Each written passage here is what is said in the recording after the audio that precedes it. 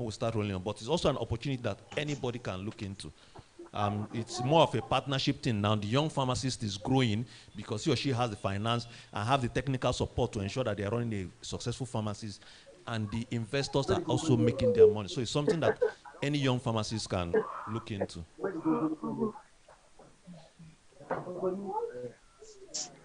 In conclusion, innovative ideas, opportunities. I was talking with a young pharmacist, and she's into tech finance. There are a lot of opportunities in IT now, and it's an opportunity for young pharmacists, especially those who don't find the conventional pharmacy practice something that they want to do. There are a lot of opportunities that anybody can decide to say, I want to go into tech.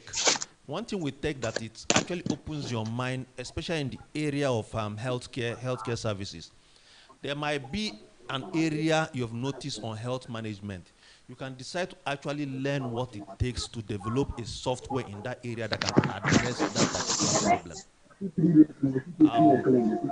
Our big brother Shino set up the Farmer Gateway. He's financing this thing. Like I called him recently. I said, why not consider having something like, if you know LUT, if you've ever taken a patient to LUT, you know that if you pay, if the doctor gives you prescription here, you need to go to Yakari Estate Junction to pay. You need to take your receipt to Isolo Junction for it to stamp. You need to come back here. So it depends on the particular department. For the doctor, for the account to verify, you now need to walk to the pharmacy. So I was asking him, can't your pharmacy gateway be deployed so that it's deployed in LUT, and from a point in front of the doctor, the payment is done, all the verifications are done, so that the patient can actually have an app from Pharma Gateway where the doctor, it's more like a wallet. He downloads the wallet. Once a prescription is billed, it goes into the wallet. Let's say the patient has deposited 10,000 into the wallet. Deductions is made from the 10,000. When the lab, this thing is done, deduction for the lab is made from the wallet, so that the patient doesn't need to travel 5 kilometers because they want to make payments to pick up their drugs. So I discussed it. So it's also an opportunity that we can actually look in the pharma financing sector. Look at the government hospitals, because I know this thing cuts across almost all hospitals. The frustration patients, relatives pass through is quite much, which is why a lot of people don't want like going there. So if you have a way of getting this, because most times it has to do with the financing. Because you have this wallet, you don't even need to now go to the lab. You have paid for the lab from your wallet. The lab people just go to your place and take the sample. So which means it decongest the lab, it decongest the pharmacist, because before the person is even now, it will even help the pharmacy department because they can now do the clinical aspect of it. Instead of now giving a patient one packet, you know that 7 tablets was prescribed and there are 14 in the pack. So based on this patient's space per tablet, he has space for 7, you take the 7 and go to the patient's corner and give the patient 7. And wastage is actually avoided. So there are a lot of other innovative opportunities for us to look into. So with that, I want to say thank you all for listening. The conventional pharmacy practice is a wonderful area, but also as we are growing, our big madam told us about nuclear pharmacy and other areas. You know, there was a time young pharmacists felt I was fighting the area, when he was in the area of that only pharmacists should do medical sales rep. What I was actually opposing is that it's too mundane for somebody to read 5 years in pharmacy and what you can do is carrying paracetamol about. I was recruiting a radiographer for a company, and the average radiographer's entry salary is 300,000. Post NYSC first job radiographer. Why shouldn't we actually look at this specialization? Become a diabetic care pharmacist. Become a nuclear pharmacist, so that, you know, I look at what pharmacists are earning and, you know, it pisses me off. You start to look at expanding how much we earn. And the way to do it is Leaving the normal conventional thing, there's almost a fixed amount you can make in community pharmacy in terms of salary. There's almost a fixed amount, because nobody will, for a pharmaceutical company pay you as a rep 100, 200,000, they must know how much you're generating. But if you decide to focus on online pharmacy, the windows are endless. So my own advice to young pharmacists is, why I'm sharing what I do is almost sharing trade secrets. But I feel that it's easy for you to destroy a forest that has one tree. But if the forest has about 1,000 trees, if you cut out one, the forest will still be there. It's easy for the government to come and shut down what I do if it's just me and few people.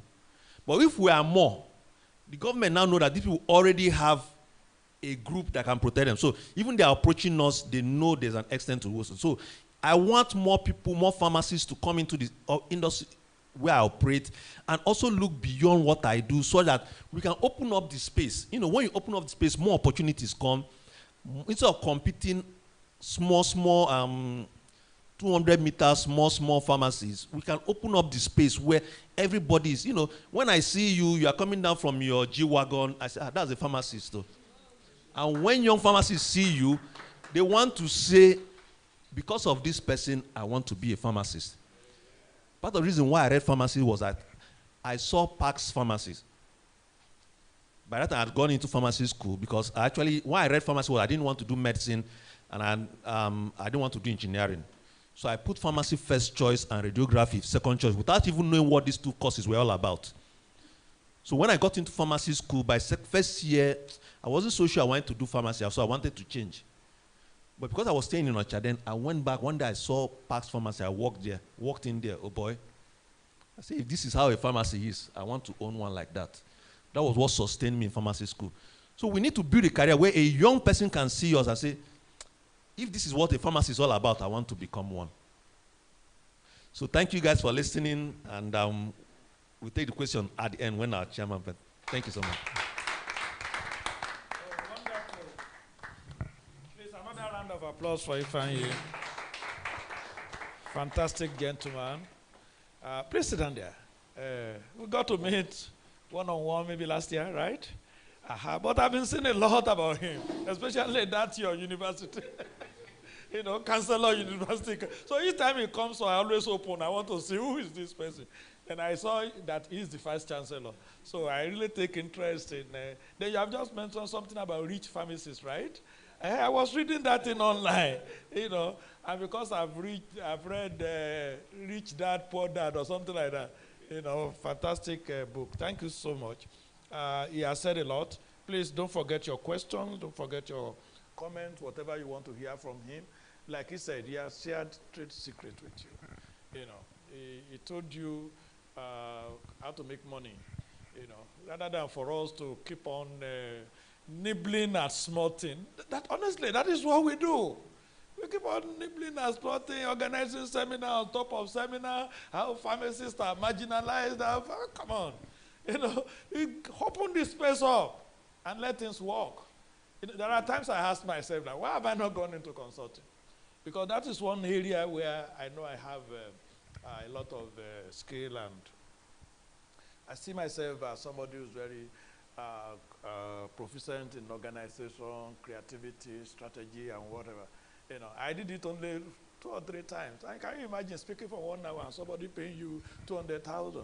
You speak for 3 hours, somebody paying you 500,000.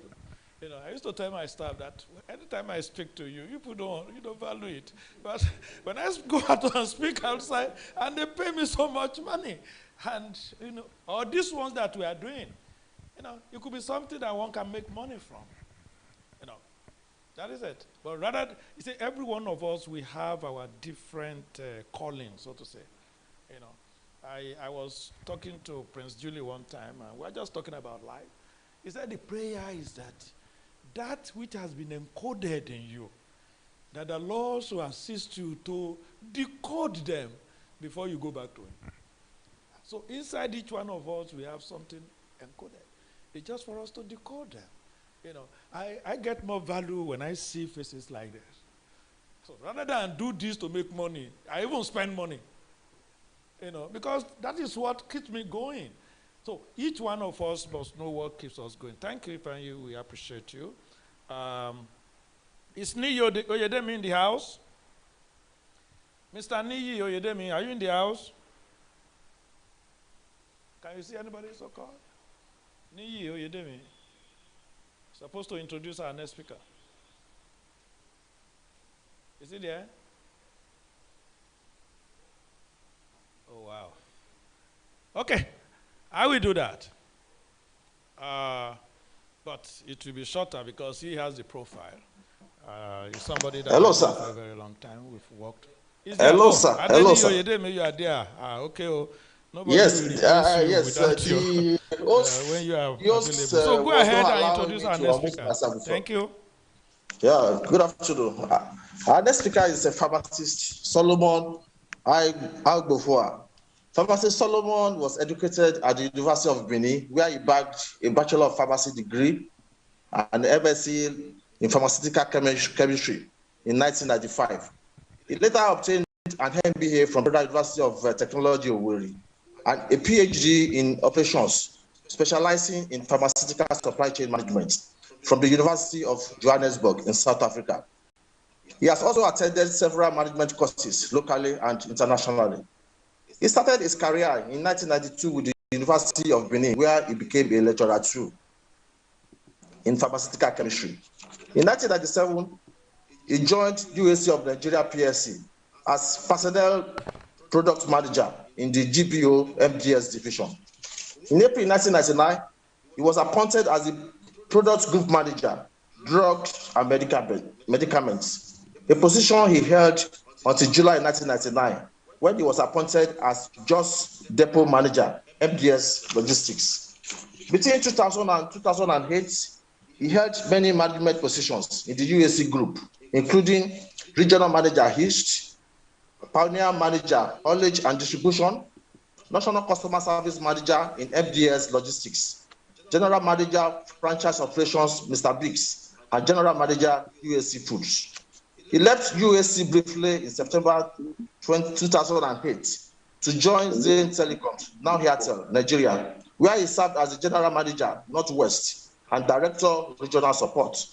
In June 2009, he returned to UAC Group, and in January 2010, he was appointed as managing director of MDS Logistics. He was appointed MD, CEO of Livestock Feeds PLC in January 2018, and from August 2019 to June 2020, he served as the MD CEO of Flux Logistics Limited. He had also served as non-executive director at various times on the boards of CAP Nigeria PLC and Career Plus Limited. Currently, he is the managing director and the chief research officer at Sonadis Nigeria, a supply chain and healthcare management company. He is a fellow of the Pharmaceutical Society of Nigeria, fellow Institute of Logistics and Transport, fellow Chartered Institute of Supply Chain Management, Ghana, fellow African Center for Supply Chain Management, member, Council for Supply Chain Management Professionals, USA. Distinguished ladies and gentlemen, join me in welcoming pharmacist Solomon Agbofua to this discussion. Thank you. We are lucky to have Solomon here, a very busy man. See, something I didn't tell you about all these speakers. Not one argue with me. Not one. It's what I've just told them that, look, this thing that we are doing is for the career of young pharmacists. And even the old one who would like to change. They say, oh, if this is what you want to do, I keen to you. Solomon, thank you so much. Thank you very much. Good afternoon, everybody. Can I have the clicker, please?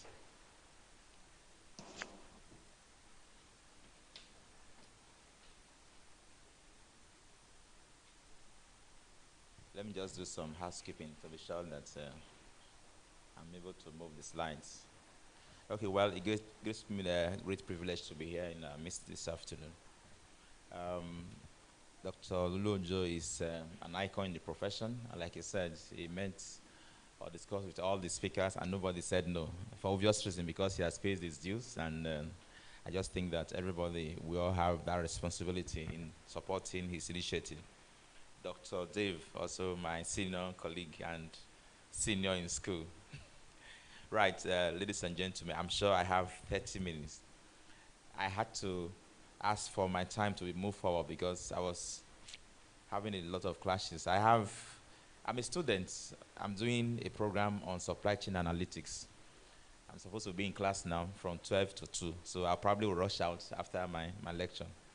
And but it's an honor to be here and to share experience. We're looking at career in industrial pharmacy. Yes, in industrial pharmacy. I have just few slides. What I will tell you is that the future of work is becoming very uncertain. If I talked about something about having your multiple streams of income, doing no-com pharmacy, one of the things I will tell us is that for every organization, they have what they call the value chain. And in a pharma, I'm going to use a model to, I'm not going to be speaking theoretically or, very, abstract. I'm going to sharing real life and my personal experiences in the industry. I'm sure you probably heard some part of my bio. I've gone around some industries. I've gone around telecoms, food, livestock fields, and quick service restaurants. One of the things that I will tell us is that almost every pharma company is set out to, function in a similar format. We're looking at personal effectiveness. At the essence of hiring anybody that wants to make a career in the pharma space is for you to add value to the table. At the end of the day, it doesn't really matter how many degrees you have. And so, for instance, I have two staff that are working with me that I try to compare with each other.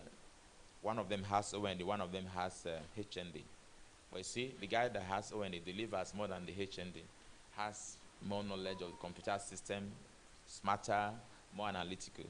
And so I think that if you want to start a career in the pharma space, one of the things you need to do is to build up yourself and be ready to add value.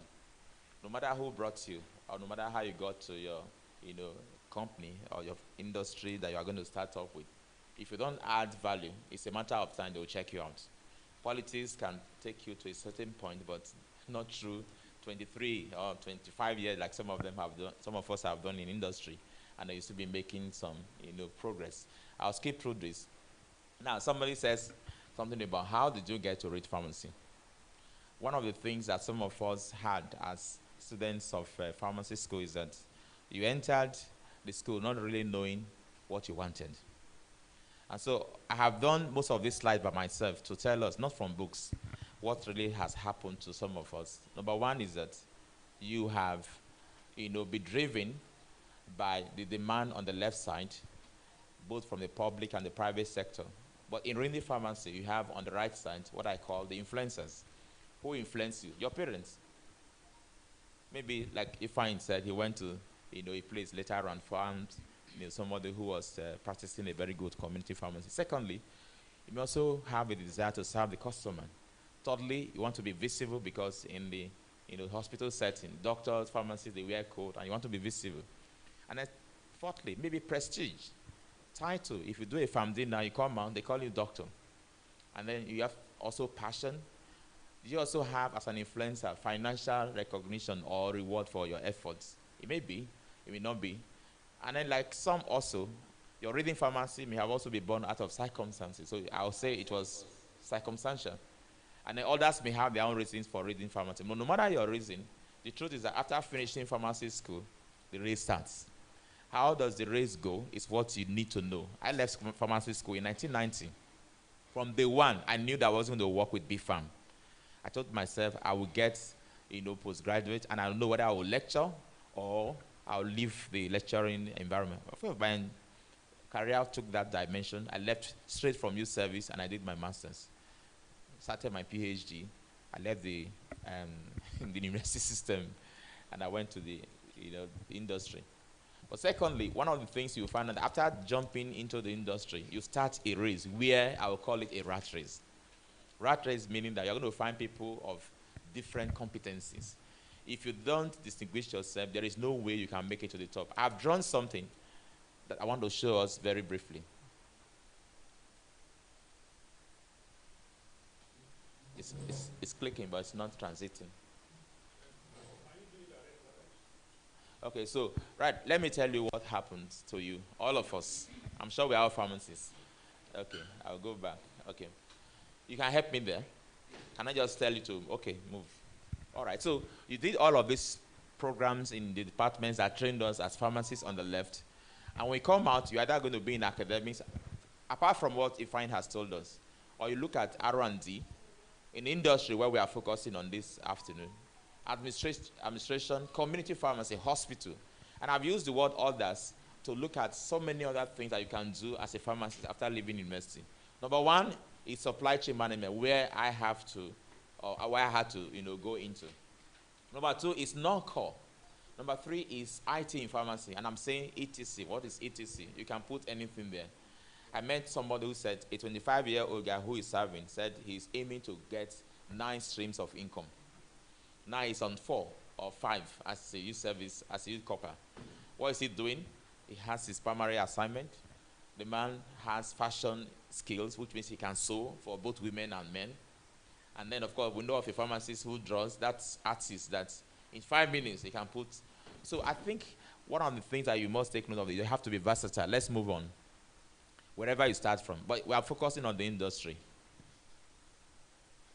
Okay, so in the industry, this is a corporate ladder. And I've gone around, and I can tell you, I've worked in so many companies in many sectors outside of pharmacy. The guy called Stephen Covey, I don't know how many of us have heard about him. He wrote a popular book about 20 years ago, 7 Habits of Highly Successful People. The first principle, he said, be proactive. The second principle he shared in that book is begin with the end in mind.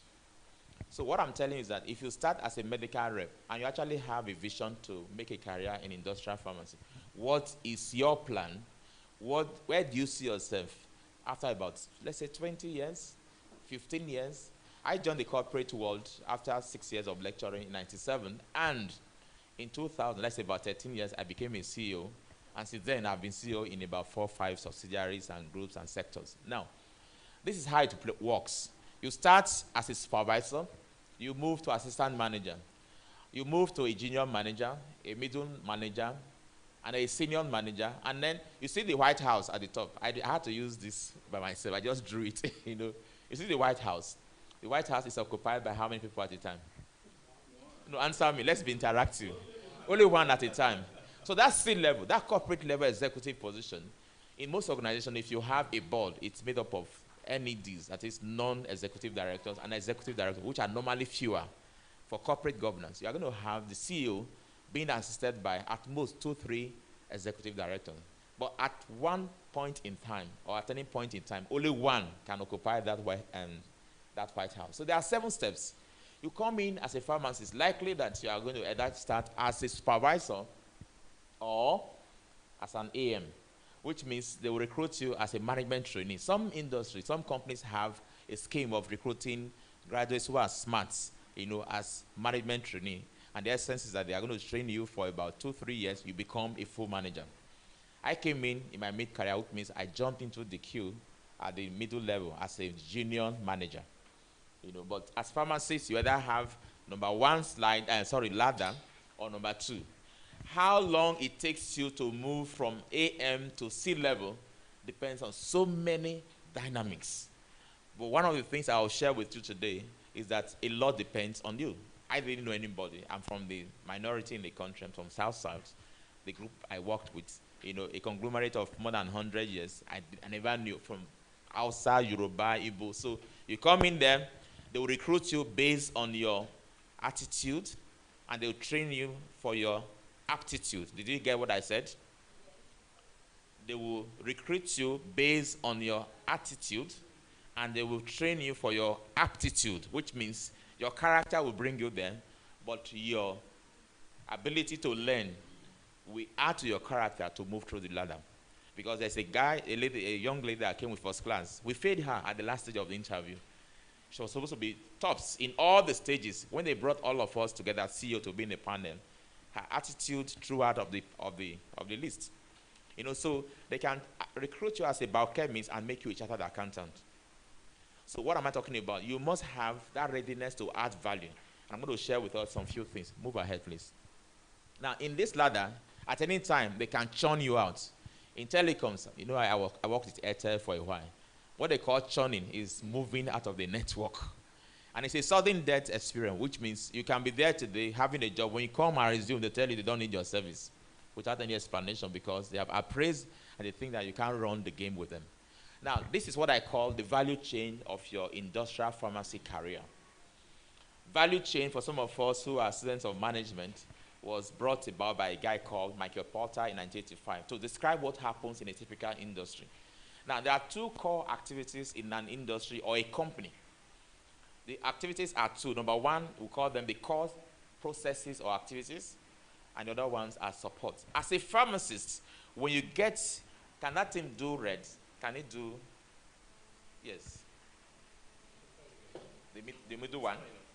Okay, this is the top one. Okay. As a pharmacist, okay, to swallow it because of the, no, you can't do it on the screen. Yeah, you can let the, yeah, the television will be, okay. Okay. So you have down the support departments. How many are they? There are SP7 departments, support departments. HRO, the regulatory department, ICT. You have facility management where the engineers are, and factory managers and all of that. Finance, audit. Very unlikely that you find yourself in those departments. Even though I know some few pharmacists who have become HRO gurus, who have become chartered accountants. But when you get into the industry, you must move with principle number 2 of Stephen Covey. Begin with the end in mind. For me, I'm also a spiritual man. I prayed. I said, God, in this company, I will become CEO one day. So my eyes were on the top. And so I began to also develop myself. I'm going to talk about development. I had an MBA. Of course, I did a PhD while in industry.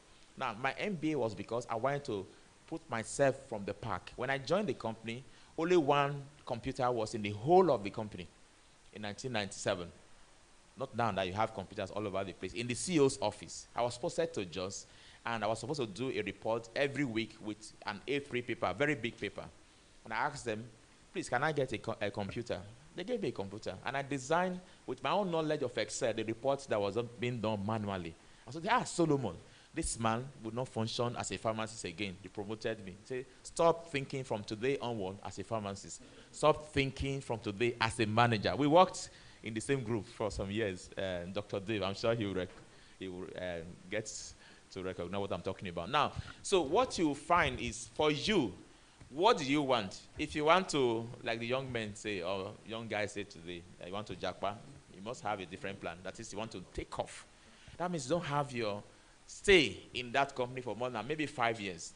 But for me, I said in this company, I will be CEO, and I achieved that position because that was my own goal. So you must begin with the end in mind. In operations, which are the core areas where you are likely to find yourself as a pharmacist, there are also about 5 areas. Now, the value chain essence is that there is a deliverable that all the SPs and the CPs will work together to give value to the customer, who is either your patient or your retailer or your wholesaler who buys from the company. This is the company for you. You are either in sales, you are in marketing, you are in production, you are in supply chain, or you are in quality assurance. Now, depending on your personality and how versatile and how you are able to add value, once you start from somewhere, your journey starts on either a good note, fast note, or a slow note. Now, in that same company I worked for, that's what they call the listers. That is, they separate the packs. If we are about 13 in this group, in my subsidiary, we're about 504 total employees. We had managers about 100. Only about 3 of us were listed. And they called them high flyers. And you must be less than 35, and you must be a full manager before you can be listed. So I got listed, meaning that they will put you aside and tell the group that this guy has a potential of becoming a C-level occupier one day. And from that moment, they will take you around the world like I had the opportunity. Switzerland to Italy to UK, all over. Now, in that department, if you prove yourself to be very good in sales, they can take you to production. From production, they can take you to supply chain, to marketing. You know what they are doing? They are giving you a versatile, intra-functional or cross-functional experience to see whether you are able to replicate your good performance that you started with in sales, maybe if you started with sales. Now, if you're able to do that, the company puts eye on you. So how, for instance, I started as a pharmacist, I became a depot manager, I became GM of Mr. Biggs, GM of UAC Foods, went to the group to be the group supply chain, guy. And then so at the end, I was thinking, why are they moving? They're just disturbing my life. I came as a pharmacist, but I'm selling meat pie, What they are saying is that this guy needs to have all this cross-functional experience so that when they say he's the CEO, nobody can trick him because he's now well-equipped. So that's what they do in the industry. So you must be versatile. Not that you are selling alone, and then there is a management meeting. What's your name, sir? Emmanuel, come. Please, do you know what volumes came out from the factory, yesterday? For instance, they do what they call SO&P, Sales and Operations Planning Department meeting, where all these guys in the operations, sales, marketing, production, supply chain, quality, they all come together. Emmanuel will say, I sold 30. I don't know what the guys in production did. Maybe they produced less. You know what they will? Your balance scorecard, your appraiser is on paper. But mentally, every organization has an informal system of appraising people. And that is in the mind of the CEO or the C-level occupier. If you give me that response in my company, I will say, Emmanuel is a silos manager. He's not versatile. Or a lady that was transferred from her role as a regulatory manager to say, come and handle sales. And she told them that in this regulatory affair, it's my core passion. At the end of the day, it was time to appoint a CEO. She was supposed to be the most qualified. She didn't have sales and marketing experience. They gave it to a younger colleague. And so you must have, if you think that the middle level is okay for you, don't expand your horizon. Don't develop yourself. Don't be versatile. Don't read. I have 4 degrees, 2 before I started my corporate world, 2 later on after I joined the corporate world. Every day I read. Today I'm still in a course. And I'm not a young pharmacist by every standard. I know I have some elders in the house, but I know almost all of you who are seated are younger than me in the profession. So you must take notes. When I got posted to supply chain operations in 1999, I complained. They told me, shut up. You are today a pharmacist, you are today a manager, no more to be considered as pharmacist alone. So broaden your horizon. And that's how the journey started. So you must have that passion. If you don't have it, the wind will blow you. And please be inquisitive to know what is going on in the company. For every company, there is a unique operating system you must be used to. If you are not, you can't make a career progress. Please, sir. Okay, this sound works now? Yes, okay.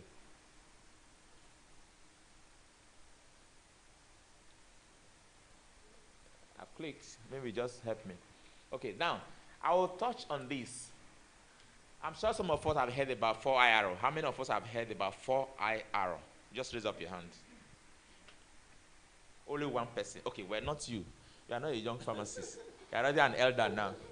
Let me challenge you, all you young pharmacists. Be restless for knowledge. Because this is a common world in the corporate world now, except you are not, maybe you are going to be in hospital or community. That's why you're not going to be hearing about 4th industrial revolution. That is the scale we are in now. There has been 1st industrial revolution, late 19th century. You have 2nd, you have the 3rd, where you had computer coming in. Right now, we are in the age of what I call 4th, where robotics. In fact, artificial intelligence is that's what you have there. Cloud computing, AR. When I was doing my PhD, I bought a MacBook because I said, at a point, I almost lost my thesis to, virus. Because, of course, you know that with Mac, you are most secured from virus infection. But later on, I said, okay, it's because of security. So right now, I had to migrate to the cloud. I say in the cloud, not in Nigeria. If it's in Amazon cloud or Google cloud, nobody will attack it. I sold the MacBook because right now, I don't even need to. Here, I have a 2 terabyte cloud account that I share with my children who are undergraduates. So I can go anywhere, access my document. I don't need protection that is localized. So we are looking at that age. When I joined the telecom sector, we were on 4G. Sorry, we're in 2G, migrated to 3G. Yes, so you're like 2G, 3G. Now we're going to 5G. We are going to have a lot of things. So the course I'm doing is actually on analytics and machine learning, robotics. What is Solomon doing with that? If I can do that, you can do better than that. So please take note that whether it is in pharmacy industry, industrial world, or anywhere, you're going to be looking at a lot of things happening. My daughter is a medical student, and she told me about, one laparoscopy that they did in the hospital. She's in Babcock. She's a 50-year medicine. Before now, they will open up the person. But now, they are doing non-invasive laparoscopy. They just put a tiny probe there, and then some things are going on. They are just seeing on the screen. Not that you are using your eyes to look at the stomach of the individual. So a lot is going to happen. And please, let's be prepared for this industrial revolution. It's already happening. Please move on. Now, in summary, what I'm telling you is that you must be what? Competent. Just move all of them. Many organizations have competency model, but I'll move on to what we have. Just move on. Just move on. If you are not competent, and no matter where you serve, it does not matter the name of your company. There are two categories of competency. There's what they call the core, and the second one, they are called the discriminatory. So if you are going to ever be a manager, those 24, we don't have time. In fact, for me, I was just looking at how much time do I have? 30 minutes. Okay, let me do like 12, 13 slides, because if I have to discuss all of this, we will not be out of this place in 2 hours. You must be competent in all of those 24 and plus. Discriminatory means that if you have a vision to do sales and marketing, like he was GM sales and marketing more than maybe 20 years ago of multinational company. I'm talking about Dr. Dave in the house. Now, the competencies that he will need will be different from somebody who is in, maybe communication management. I'm sure you know that some pharmacists have a PRO. You know a guy called Kalisto Sokorowa. He was the first public relations manager of MTN Nigeria, a pharmacist. When he writes, you know that somebody has the skill of writing. So you must look at all of these competencies within and outside the country. They are the ones that companies look for, not your certificate. So in my organization, for instance, if I have my will, if I want to, I can dispense with the lady who has ANG and retain the guy who has OND. Because the competencies are so clear that it's not just the degree that is calling out to who does what and who is doing better. Can you, next slide, please. Now, functional effectiveness is what we are looking at today. I have looked at so many components of this PE. For me, these are the ones that, from my experience, I did this myself. I selected them. And I'll give you just one. I will call it testimony, like they say in the church. One testimony. I was National Customer Service Manager of my subsidiary in 2004. Mr. Biggs was doing very well those days. The GM of franchise operations in Mr. Biggs resigned, and we were looking for a successor who should have come naturally from Mr. Biggs. Guess what happened to me? They gave me the job. I didn't have any experience in Mr. Biggs management. Why did I get the job? One of the core competencies for PE, time management. Our group CEO said, Solomon, there's an expatriate that needs a line because we're doing MTN distribution. A line and a phone. He called me the previous day and he said, when can the phone and the line be here? I said, 11 o'clock, sir. Of course, I was a C level, but I had an MD of my subsidiary, and of course, he was the group CEO, so he wasn't my direct boss.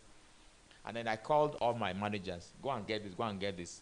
By the time they finished, I didn't even wait for a driver to drive me. I took the vehicle by myself, ran from Ikeja, and drove straight to his office in the island. By the time I opened the door.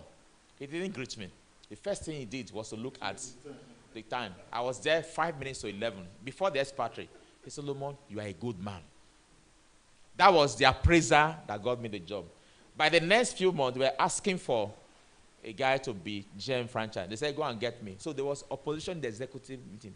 Solomon does not have, he said it does not matter. This job requires somebody who has customer service ability. Get me Solomon. So I got about double promotion within 4 years. 2.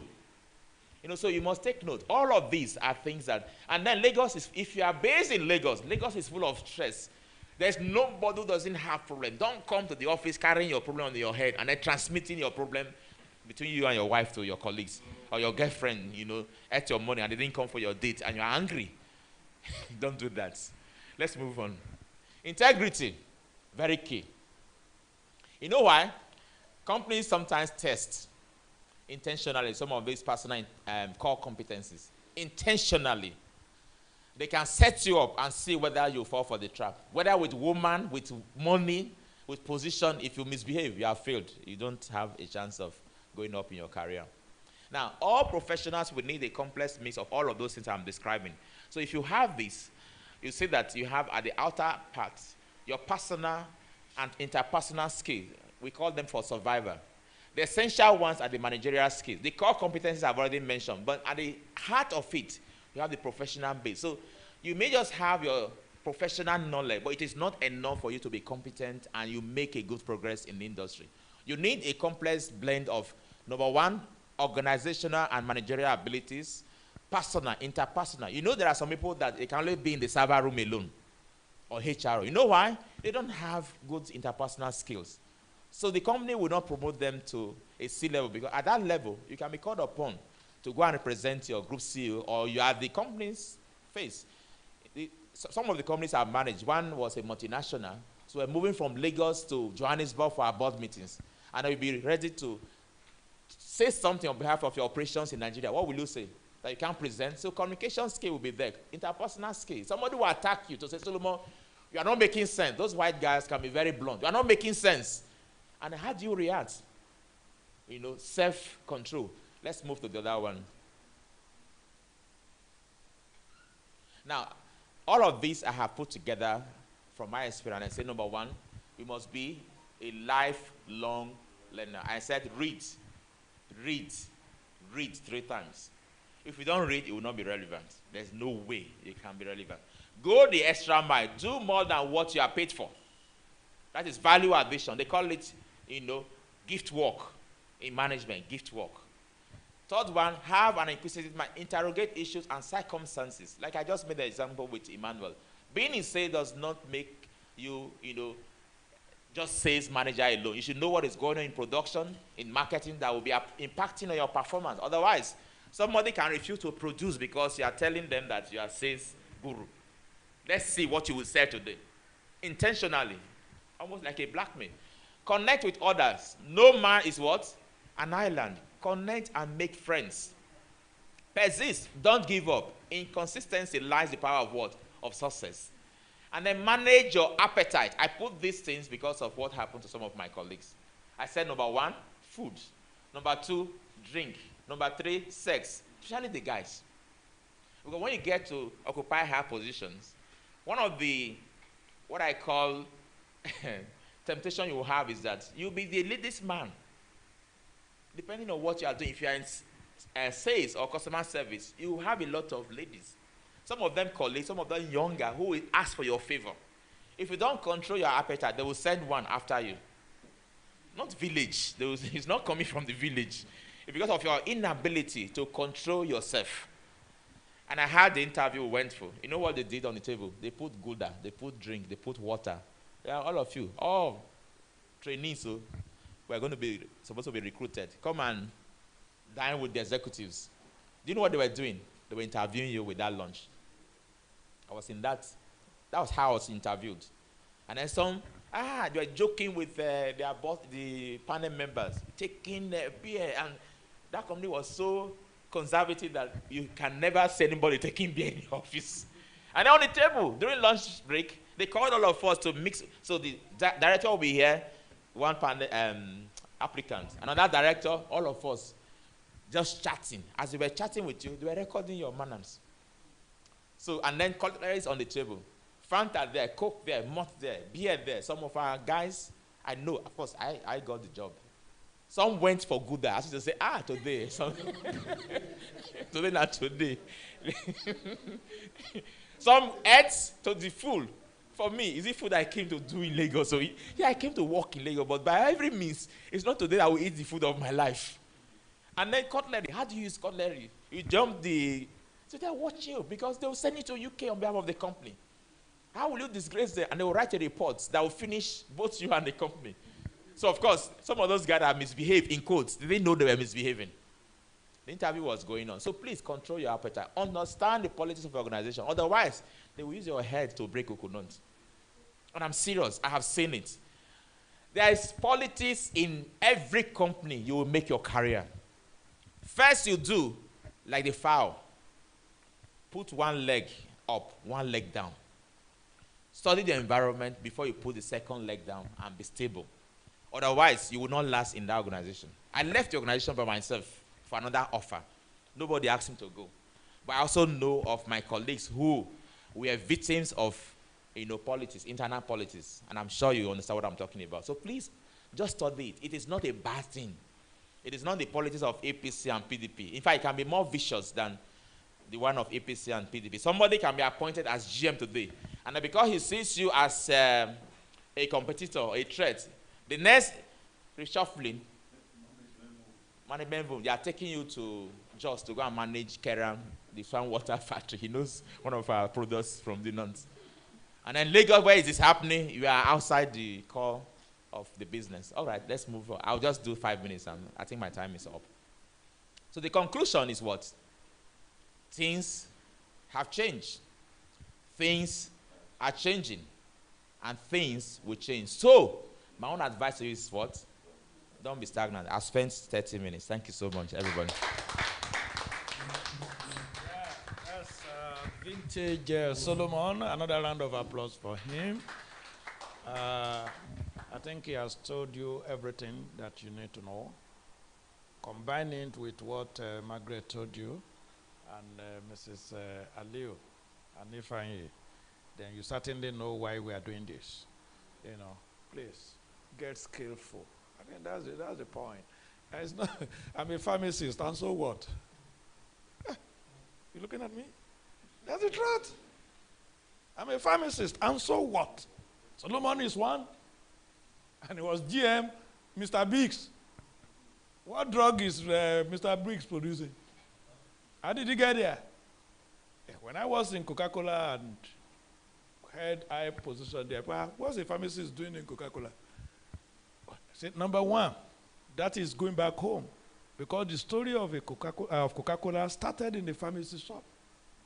Yeah, that's the truth. That's the truth. Thank you so much, Solomon, for a good job. Do we have Awolu Adamu in the house? Awolu Adamu, are you in the house? Is he there? Can you get him? Is there? No. Okay, he's there. He's probably speaking and nobody is hearing him. Is there?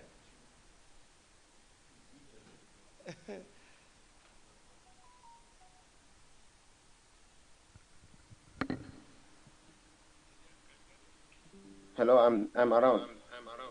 Yeah. Hello, can you hear me? Go ahead, we can hear you. Yes, thank you. Yeah, Go ahead, we can hear you. Yeah. Good afternoon to all the participants. I'm pharmacist Awal Adamu Baita from Kano. I'm happy to introduce our leader, our mentor, and our presenter this afternoon in person of Dr. Lolo Ojo. Dr. Lolo Ojo is the founder and chief executive officer of Merit Healthcare Limited, a pharmaceutical distribution and marketing company that was registered in May 2005. Dr. Lolo Ojo is a consummate scholar. He studied pharmacy at the University of LFA, graduating in 1984 with a second-class offer degree. He acquired master's degree in business administration, MBA, in 1991, Doctor of Pharmacy degree, PharmD, in 2009, Fellowship of the West African Postgraduate College of Pharmacists, 2009, and Advanced Diploma in Theology, 2017. He is a Fellow of the Pharmaceutical Society of Nigeria, Fellow of the Nigerian Academy of Pharmacy, Fellow Courier and Logistic Management Institute, and a Distinguished Fellow of Professional Excellence Foundation in Nigeria. Following the successful completion of his tertiary education in 1984, he worked briefly as an academic, hospital, and community pharmacist in different institutions before joining Roche Nigeria Limited as a medical representative in May 1987. He rose through the ranks to become the marketing manager, a vantage position of authority responsible for the planning and execution of company programs in 1997.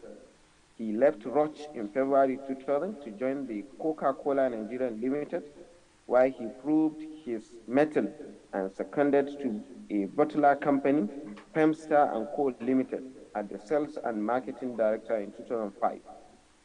In August 2005, he left paid employment to establish his own business, Merit Healthcare Limited, which has more than 30 Nigerians in its employment. Dr. Lolojo served the Pharmaceutical Society of Nigeria in different capacities, starting as the president of the Pharmaceutical Association of Nigerian Student Farms in 1984, chairman Association of Industrial Pharmacists of Nigeria, NAIP 2009 to 2013, chairman National Drug Distribution Committee 2013 to 2014, pioneer managing director, Ultra Logistic Company Limited, and chairman of the 2017 National Conference Planning Committee of the Pharmaceutical Society of Nigeria. He is the convener of the Alliance for Greater Pharmacy in Nigeria, Pharmacy Career Advancement Group, and Icons of Pharmacy Group. He is a member of the Presbytery of the Apostolic Church and the Isolo Assembly Sunday School leader and chairman of the Building Committee.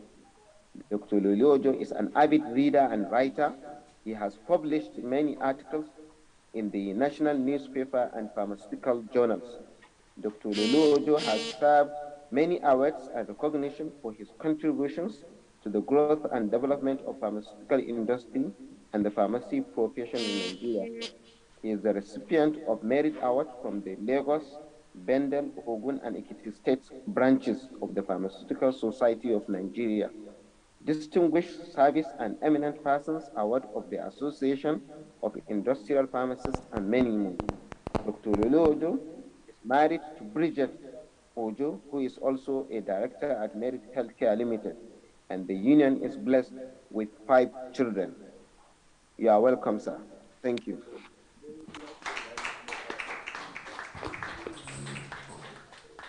Thank you very much for the introduction, Awalu, and dear colleagues. My job is to wrap it up with improving your personal effectiveness now, not talking about pharmacy at all. But my dear brother Solomon has done a good job for me on that, so it will help me to skip a lot of things, because I want you to have the opportunity to ask them questions before you go. So many things that I will not really talk about in my presentation. But what is important, and this is what I want you to take home, the mere fact that you eventually become a pharmacist is not the end point. Please, because this is what I've seen. Last year, I traveled to, thank God my brother is here, almost 30 states of the Federation, you know, spreading the message of pharmacy can be greater and whatever. And in the process, I had a lot of one-on-one discussion, particularly with our young pharmacists. And from what I've seen is, yes, I know why. I know why. We went through a lot while we were in school. In fact, there's somebody who said that we have already read work with our book. Yeah, that's what somebody said. Said, look, pharmacists, when we are reading to become a pharmacist, the work that we're supposed to do, we have already read it alongside with the work. But it doesn't work that way. For those who have been successful, you will see some systematic, you know, approach and growth, organic growth that has come. You listen to the 4 of them, what they have told you, and you can see that sequentially they are moving from one ladder to the other. So my job is just to quickly wrap up, and I will do that in a few minutes. I will not take my whole 30 minutes.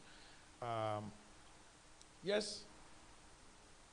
Can you now help me roll it? Thank you.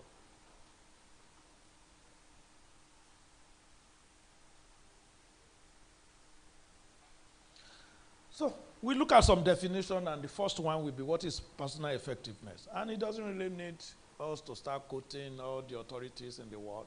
What is important is, can you do it better than what you are doing? Getting the best out of yourself. That's just it. Getting the best out of yourself. You are going to have the slides, so all this stuff, you are going to have them. Making the most of all personal resources at your disposal.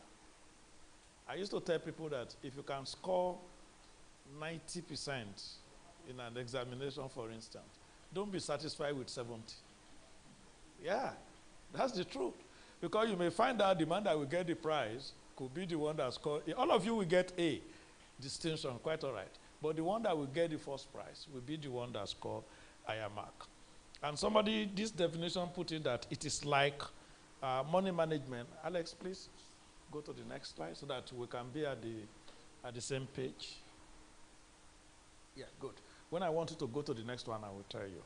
So it's like your money management or investment. You want to put it where you can get the best. Yes. Wema Bank will give you 10%. Access Bank will give you 11%. Zenith Bank will give you 12%. But there is a new bank called Titan Bank. They'll give you 15%. So where will you put your money? All factors considered, security and all sorts of things. You put it where you are going to get 15%. So the idea is, how do you get the best out of yourself? Hey, before you become a pharmacist, you are somebody, right? Yeah, you have a name. So the point we are making is that which is inside you, how do you get the best out of it? Next slide, Alex. And this is where personal effectiveness now comes in. I think Brother Solomon has done a lot of work in there, so there is no need for me to start repeating the same. And guess what? All the factors that you will get will be a function of which author you are reading. There will be so many of them. I just compressed 10, and he has done a good job about that 10. But talking about, your willingness and ability to learn and acquire knowledge, it has to come from inside you. Nobody can split your head and put anything in there.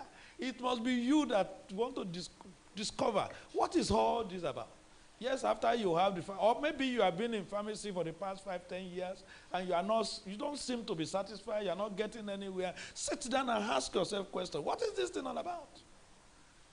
And you will find out that this inquisitiveness is the one that is going to help you to discover where to go.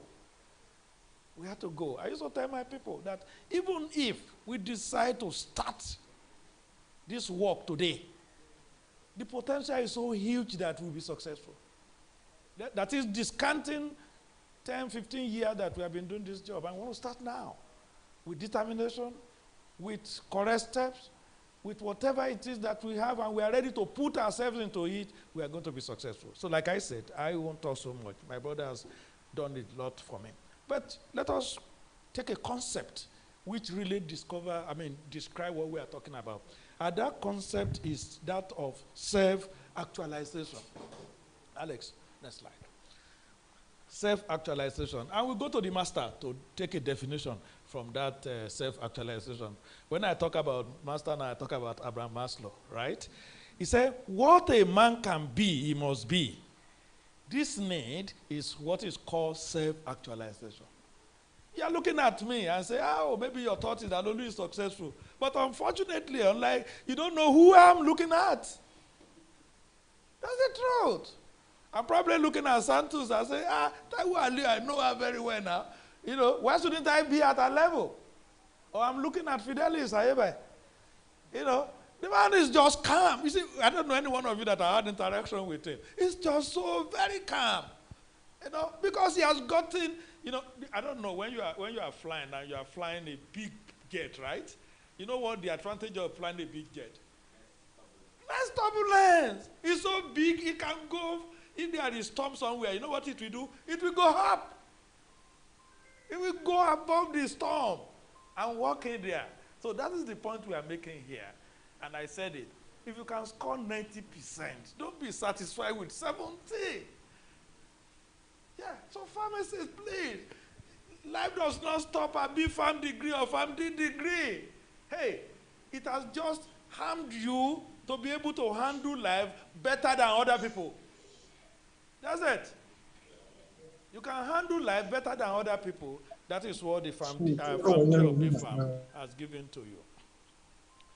It's again the full use, Alex, next slide, the full use and exploitation of one's talent, capacities, and potentialities.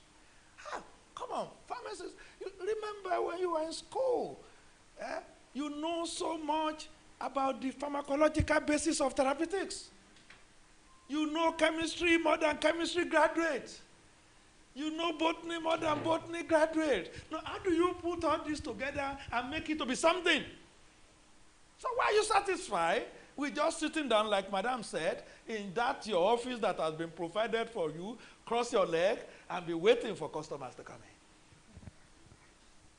I said, at times when I go around where as a manager and I enter into some pharmacy and I will see the volume of work being done in the dispensary area, I will ask, where is the pharmacist?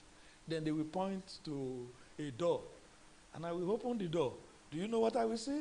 That guy in his, Guinea brocade starch that time. And he put his leg on the table, carry one big book and be reading. There was a day I couldn't hold it anymore. So now, I said, gentleman, can you permit me some intrusion into your life? He said, as you go ahead. I said, hey, see what is happening in this dispensary? What the heck are you doing here? I ran a pharmacy. I will stand at the dispensary there when they come in. Some people will come in and I say, hey, gentleman, can I talk to you? You see the way the man will look at you. I say, come, I'm your friend. I'm the pharmacist in charge. Talk to me. You can get some value. And you know what? You're actually paying for my salary for each pack of drug you buy here. So they will look at you and say, oh, do you want to talk to me? He said, yes, please come inside. Oh, I'm telling you. I said, what's the problem? And once he tell you, okay, can we check your pressure first? Can we do this? Can we do that? After, they will ask for my card. I give them card. And other people will come to the pharmacy that somebody gave me this card. Hey, it is the knowledge that is, application of knowledge is what they call wisdom. If you have the knowledge and you are not applying it, man, you are not wise. And the purpose here is to see how we can translate as many people as possible to the wisdom level. So, the same master, he said, the story of the human race is the story of men and women selling themselves short. And that is what we are doing, pharmacists. And that's why I say here, the story of pharmacists in Nigeria is the story of men and women selling themselves short. We're looking at snorting and we're taking paracetamol for Nigeria's headache. That's the truth. If I said it about being medical representative that we seem to be screwing ourselves to the wall for. During the campaign, when I went around, I told people, come on, it's condition that make pharmacists to be looking for medical rep job. But I know it wasn't a message that was landing very well. What they want me to say is that, as from tomorrow, nobody will be a medical representative unless he's a pharmacist. No, it can work. You cannot legislate for an entrepreneur who he employs. What will make you employable is what Solomon had told you. It's what they have all told you. And what we should be doing is that we want to make pharmacy the employee of choice. So that when people are looking for somebody who will be a medical representative, say, no, go look for a pharmacist. Because that is the one that is going to get the job done. And that is what we must do. We must enhance our skill, our competencies, so that we become the employee of choice. The law cannot take us. Now, imagine for a fleet moment that there is no rule that says there must be a superintendent pharmacist. Hey, I hope you hear me.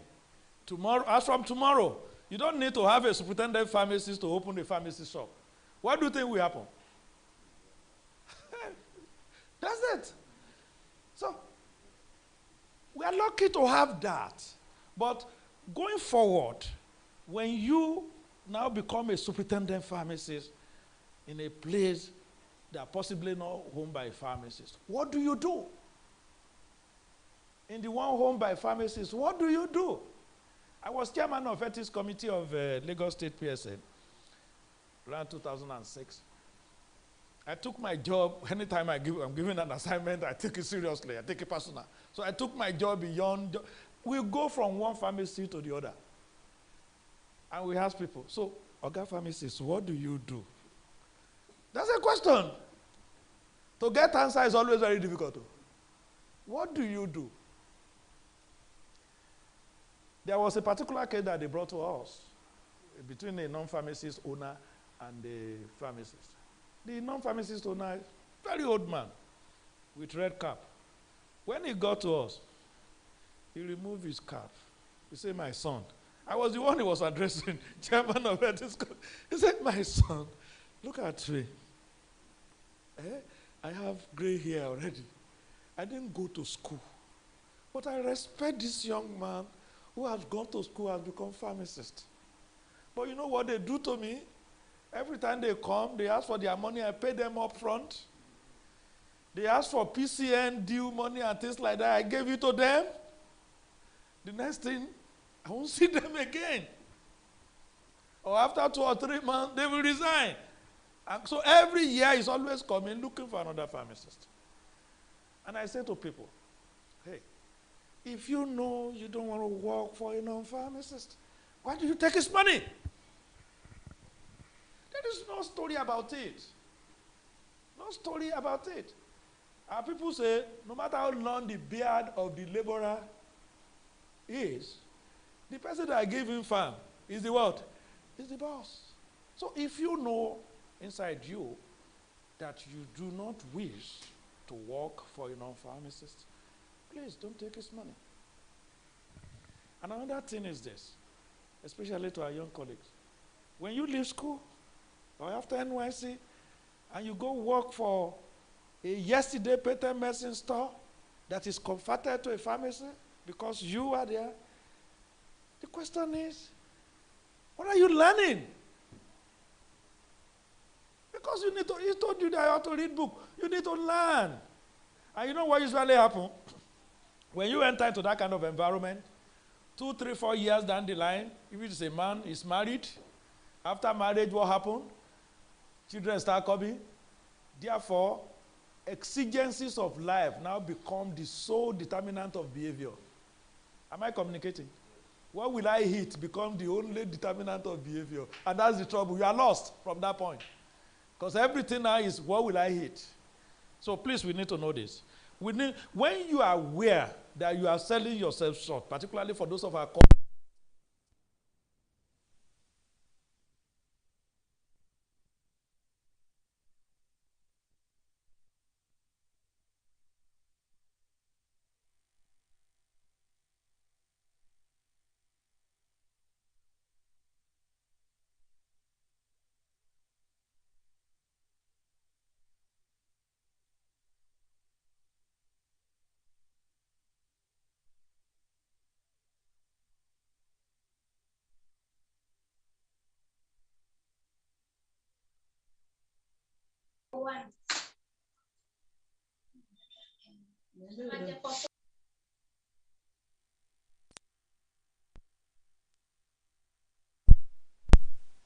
that he has been suffering. It didn't occur to him that something is wrong.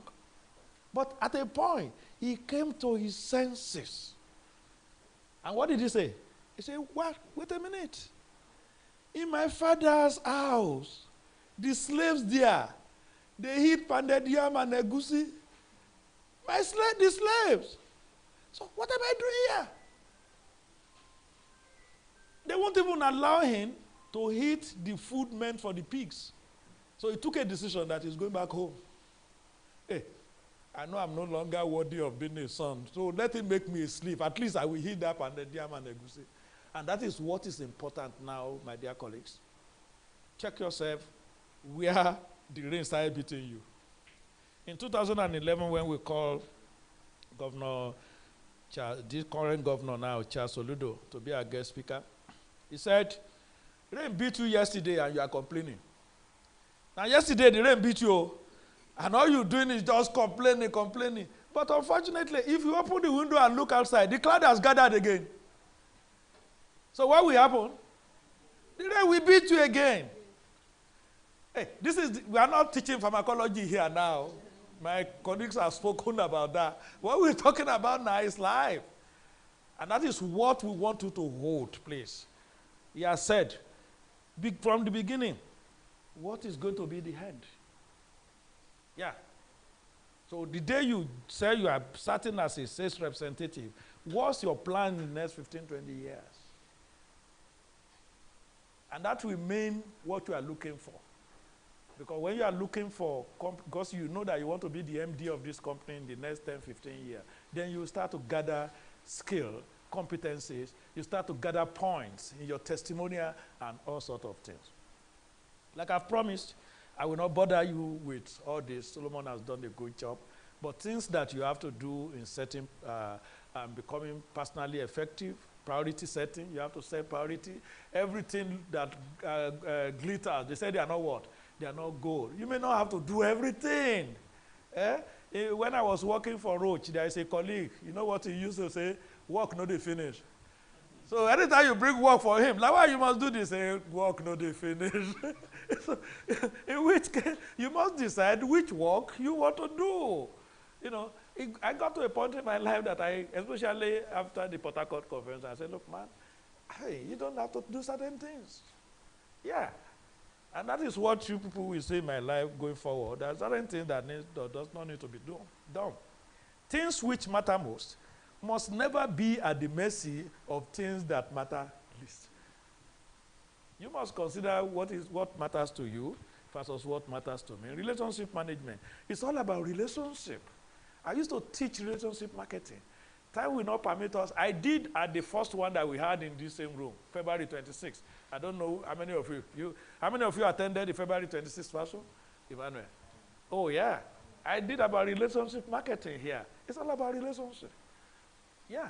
You find out that because of who you are, like he has said it, he has impressed that CEO.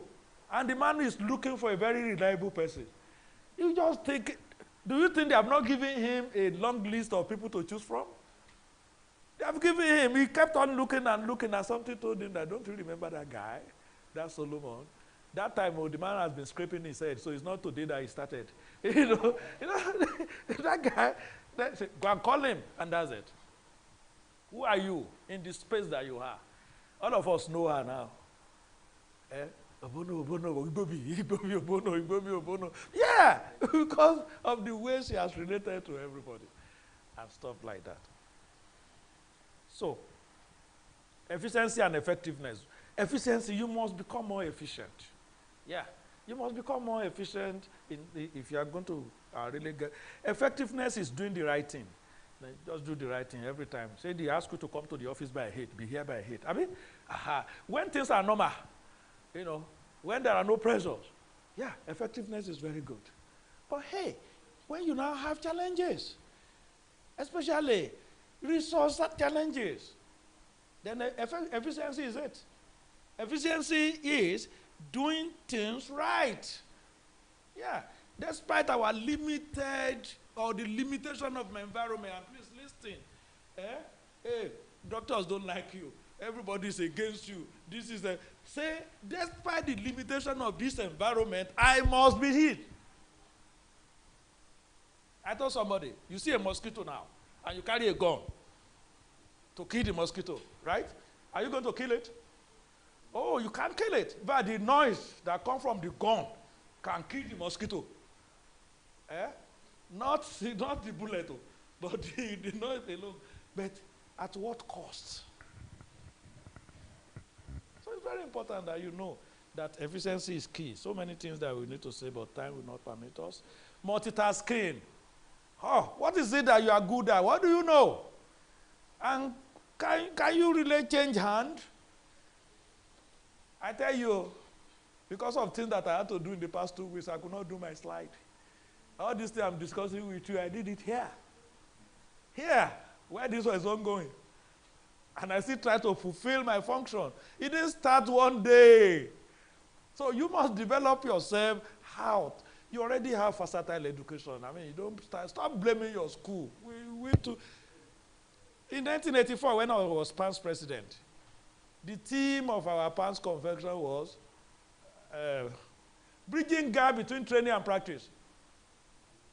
Have we bridged the gap? 1984 today is how many years ago? 38 years ago. So why should I sit down one place and be crying because of the gap? If I is becoming, more and more. What do? I call Julius Berger and construct my own bridge. No, that's the truth. Instead of you to be lamenting over something that is gone, build your own bridge. That is what is important. So you need to be multitasking, not be able to do communication. Communication is that's all. You want to be a rep. Can you articulate your message in a way that can interest other people? You must keep on finding a way to get things done. Self-confidence. I've seen a lot of pharmacists. It's a pity. But hey, we don't want to be lamenting. We want to be positive. Everything that you see that is not good is an opportunity. Stop divine problem. Talk about opportunity. Hey, if all you talk about every time is problem, when people see you, immediately you come in, what do they say? Problem has come. A particular example is, in the meeting in the garden of your friend, you talk about your stupid wife. That's my stupid wife. You know what she did? That's my stupid wife. One day people will see you, they say, what about your stupid wife? Yeah. Don't let us be problem focused. Let's find something. Let's do a new definition for pharmacy for yourself. That's the thing. Now no problem. Hospital they won't allow us. Hospital they don't promote us. Come on, create a space for yourself. Do you know why mosquitoes are able to survive this long? Ability to create their own microenvironment. Can you imagine how well we have been chasing mosquito? As small as it is. We've been chasing mosquito all along, but it has this uncanny ability to create its own microenvironment. And that's why it's able to travel in the plane with you and go to other places. That's the fact. So assertiveness, you need to be assertive and all this. Persistence. When we're talking about you want to start a venture, what we say, hey, close all exit window. You know why? Because the first appearance of storm, what will you do? You jump out of the door. But once you have made up your mind and you have looked at it, like he said, I want to make a career in the industry.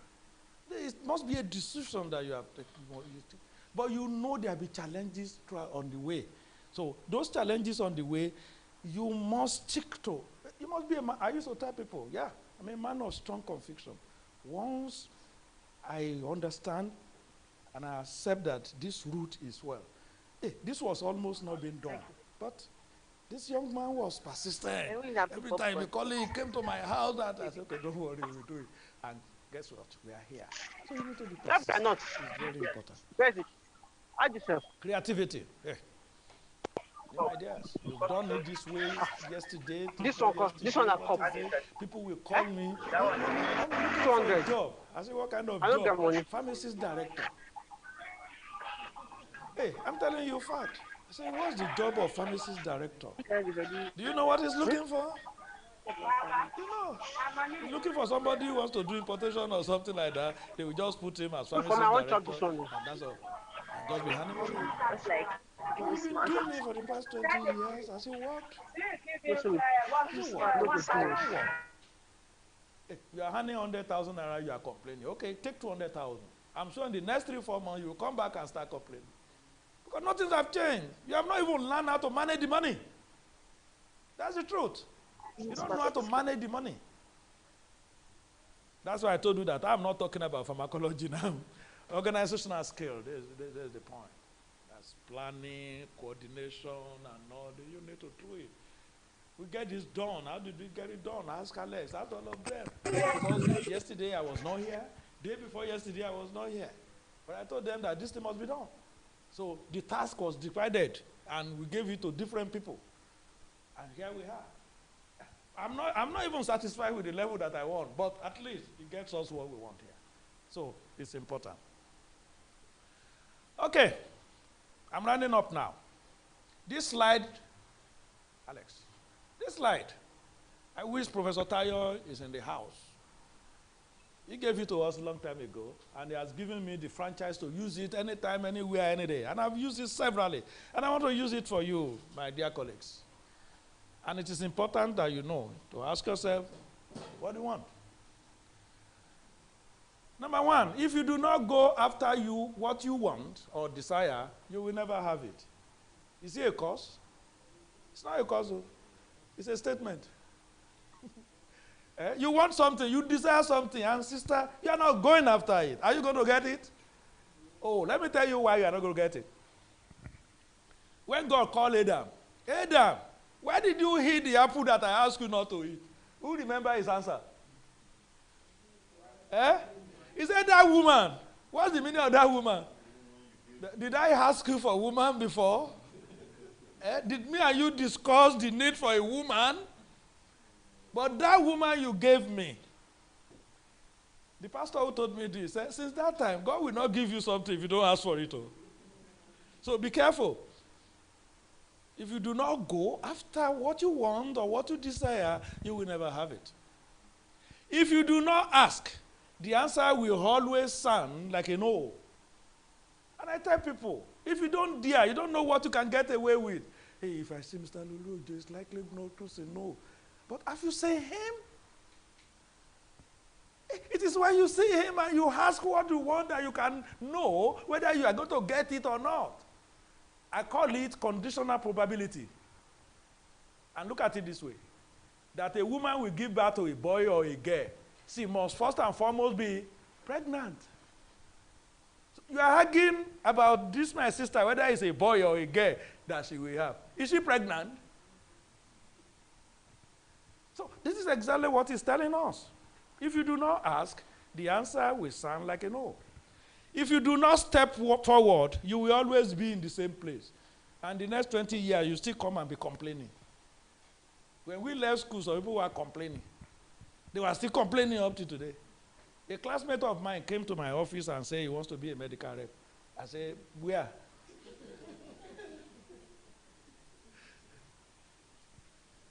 That's the truth. No, that's the question. Because one, the people that he will be working with, they are far, far junior to him. His manager. And not now, when I was in Roche. And I said, look, it's late. Because there are people that you'll be working with that will be your board. There are about 3 or 4 steps below me. And I know you will not be able to do this job. So it is important that you ask yourself key questions. If you remain in the same place, you will never see what lies ahead of you. And that is something that we need to do as a group. Let us create our own environment. That is the truth. Yes, we know we have some franchise that we need to fight for. The hospital does not belong to the chief medical director. So we can argue, we can fight. She did. And that is why she was able to create her own franchise. Well, all we need is for everybody, wherever you are, create a space for pharmacy. That's what is important. If you do not know what lies ahead, you will never aspire. And guess what? All these are not causes. This is just a fact of life.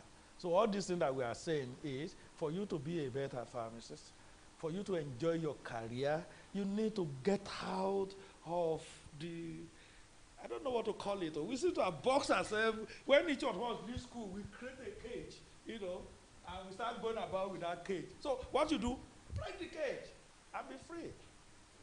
Yeah. Anywhere that I've served as a pharmacist, the first place that I worked for a non-pharmacist, when I was leaving, a very old man was crying. He said, when you know that you will not go to, I was the problem. We signed a 2-year contract, quite all right. But the following year, I got a job with Roche. Then he said, I should not go. I said, why? He said, see, if you go now, this place will die. I said, okay, fine. If I were your son, so will you stay here or go to a place where you will learn? But you know what I did? Before I left, I made sure that there's another pharmacist. And we worked together for about a month before I left finally. In fact, one of the person that replaced me just recently retired as a DPS because he left too. So it is for you to know that you need to move on. As we round up, let us say this. Please update your knowledge. Solomon said it. If I said it. Update your knowledge base. I've been in and out of university 5 times. Oh, yeah. So I have 5 degrees to wave like this. And like he said, I still want to go back to school. I spent 1 year last year running after all the states and things. Unfortunately, since November until May, people like Madam Santos know, I could not even leave my house because of a challenge with my leg. My brother knows. But this one that I'm standing, I'm going to get punished for it in the evening. You know, but I usually get passionate about what I do, so I like standing when I talk. Update your knowledge. What I'm saying is that I'm going back to school. And if you want to know, I celebrated my 60th birthday last year. So I'm going back to school. So how old are you? There was somebody that I was joking with. I said, when I left university, I became a pharmacist. Your mama never married herself. So if I'm still reading, why can't you read?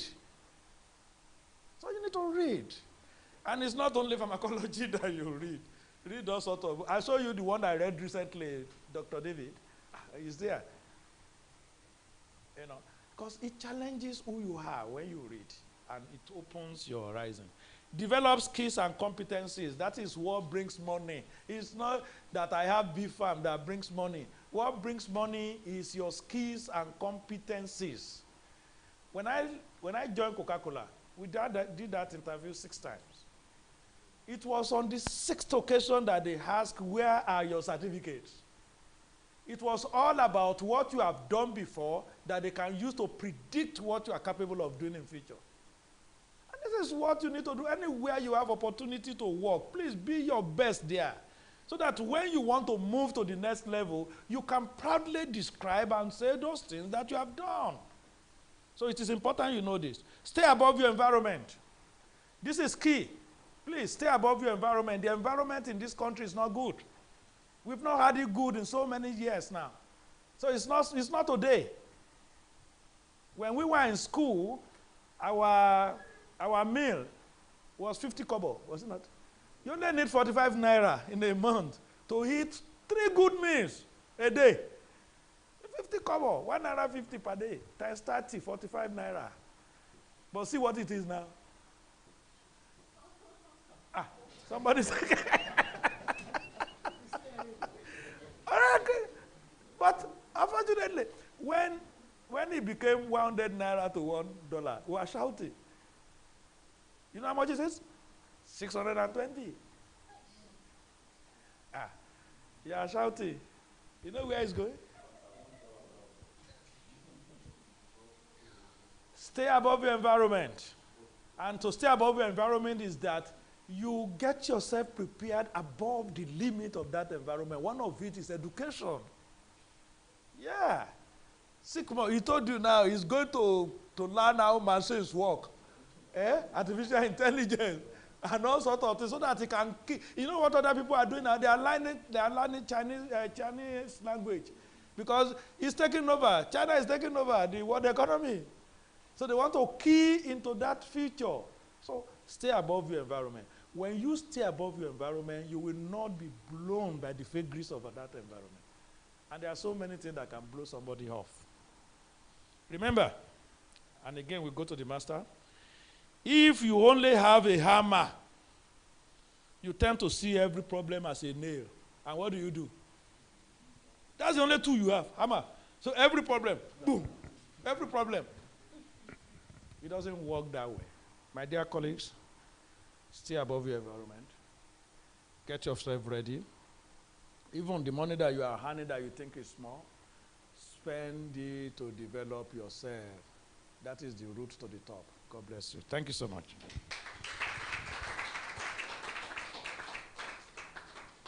Wow. Emmanuel, it's your turn. Question, comment, answer.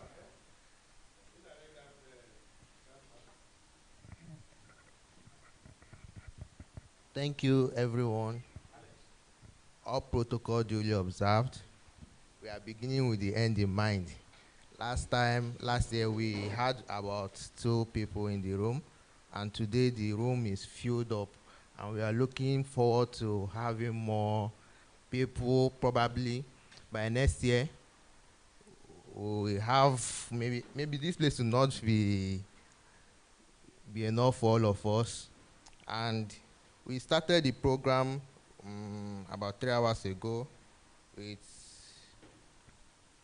Mrs. Taiwo Aliu from community practice, where she told us about procurement, how to get interested in whatever we are doing in the practice, and also efficacy, how to get our drugs, and being involved in mentorship, structure management, and having system in place. From there, we had farm Dr. Margaret. She came in from the hospital setting and told us how it works, and hospital practice involves the implementation of the clinical pharmacy practice and also pharmaceutical care, and how we can get involved with the doctors and other healthcare professionals to make it possible for us. And she also told us on how to build our dreams, that if we are not able to build our dreams, we'll get others to hire us to do it for us, for them rather. And then she gave us one keynote today that one of the leading practice in the pharmaceutical sector today is the nuclear pharmacy practice. And hopefully, most of us will get involved in that area sooner or later. From there, we moved on to pharmacist Ifeanyi Emene, who took us on the non-pharmacy career and gave us a list of some of the sites where we can get involved as pharmacists, where he had opportunities in pharma consulting, and how we can also get ourselves into training and package ourselves very well, hiring pharmacy sale, medical writing, pharma logistics software, online pharmacy, influencing, amongst others.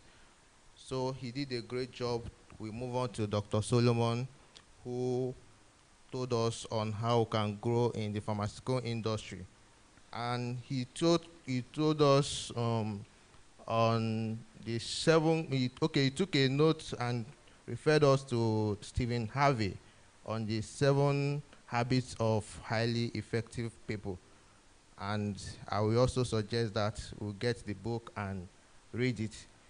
He also told us on the 4th industrial revolution that is coming up and that has been in process, and then as things are evolving, we should evolve.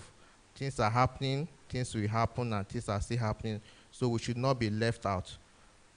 From there, we moved on to Dr. Lulojo, who has been able to tell us that since you're a pharmacist, what next? It doesn't stop there. You should get other degrees if at 60, probably 61 years, and then he's still going further to get more education, and he's still reading, that we should not stop there. That he also told us the personal effectiveness is the ability to be able to learn and acquire knowledge. He also told us that the application of knowledge is what we call wisdom. He rounded it up with us on how we can further go ahead with our studies here and any other thing, that we should not just hold on the space where we are. We should create a space for ourselves and try and survive. Thank you very much to everyone, every of our speakers, and we hope that we'll reach out to you, and then any other time that you will answer us. So we have questions and answers now. I will begin with myself. I think my question goes to pharmacist Taiwo Aliu. So my question is, like, how long do I have to work in a place before I can be able to go into the community setting to have my own? That is my question. So every other person, please get your question ready. You can, if you are here, you can pass it on. We'll take them now. Why I don't know. Let's take all the questions. Okay. Then everybody, please take what pertains to your. Any question in the house here? Any other? Yes, Dr. David. Yeah, good afternoon once again. I just have a quick question for Mrs. Obono, Dr. Mrs. Obono. Internationally, it's being recognized that drug-herb interactions are becoming a thing of concern. With your experience from the hospital, our hospital is looking out for such challenges. And if yes, do they have policies in place, not only to look out for it, but to prevent it? That's my question. Thank you.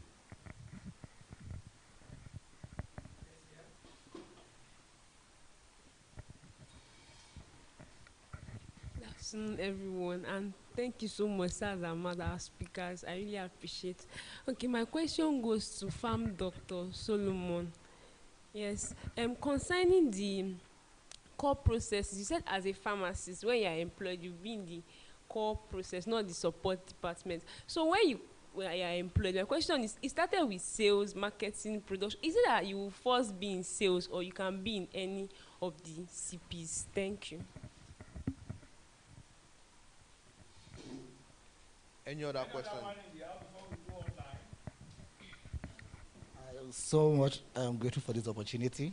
My question is directed to Dr. Margaret Obono. We've been having series of issues, myself and my colleagues. We've been having issues with doctors' prescription, and where you want to correct and or we just overlook, but we've said we'll be correcting them politely, but you still see them say, this is what this used to work for us. This is what we know, and is what worked for us, and they just swept over under the carpet. So I want to ask, what do you advise young pharmacists to do when they notice prescription errors or drug interactions or unupdated drug therapy from prescribers? How do they go about that? It won't cause problem, and two, it will also lead to solution. Thank you.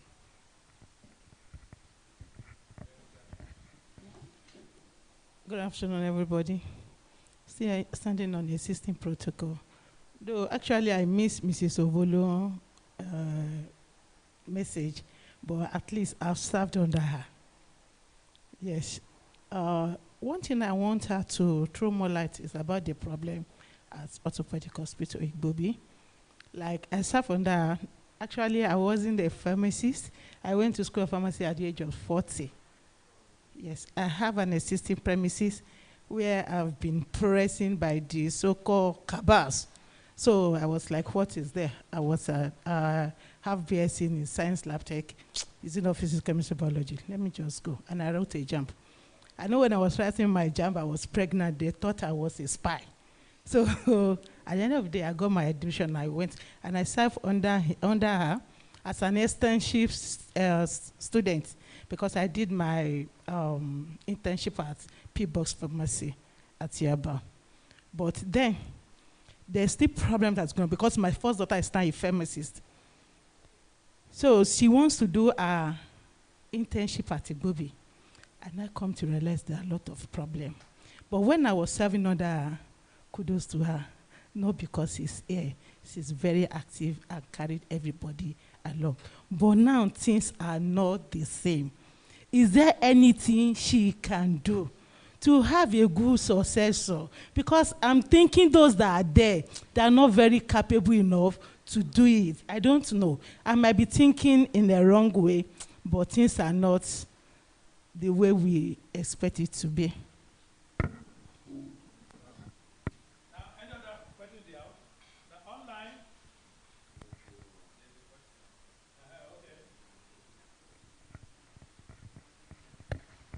There's a question from Alex Ortega. The question is to Dr. Solomon. He asked, what is your model of adapting quickly to a new role?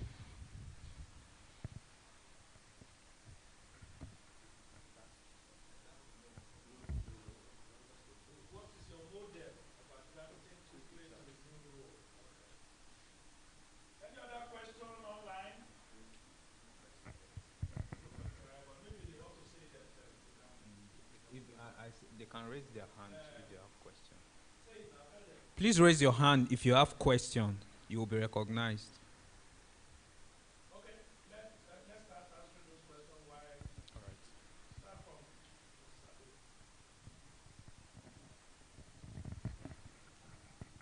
Thank you very much. The question before me is, how or when exactly do you believe you are fit to start a community practice? With our own, with the versatility of our education, it actually really depends on your own exposure. I'm saying your exposure as I'm relating it to my own experience.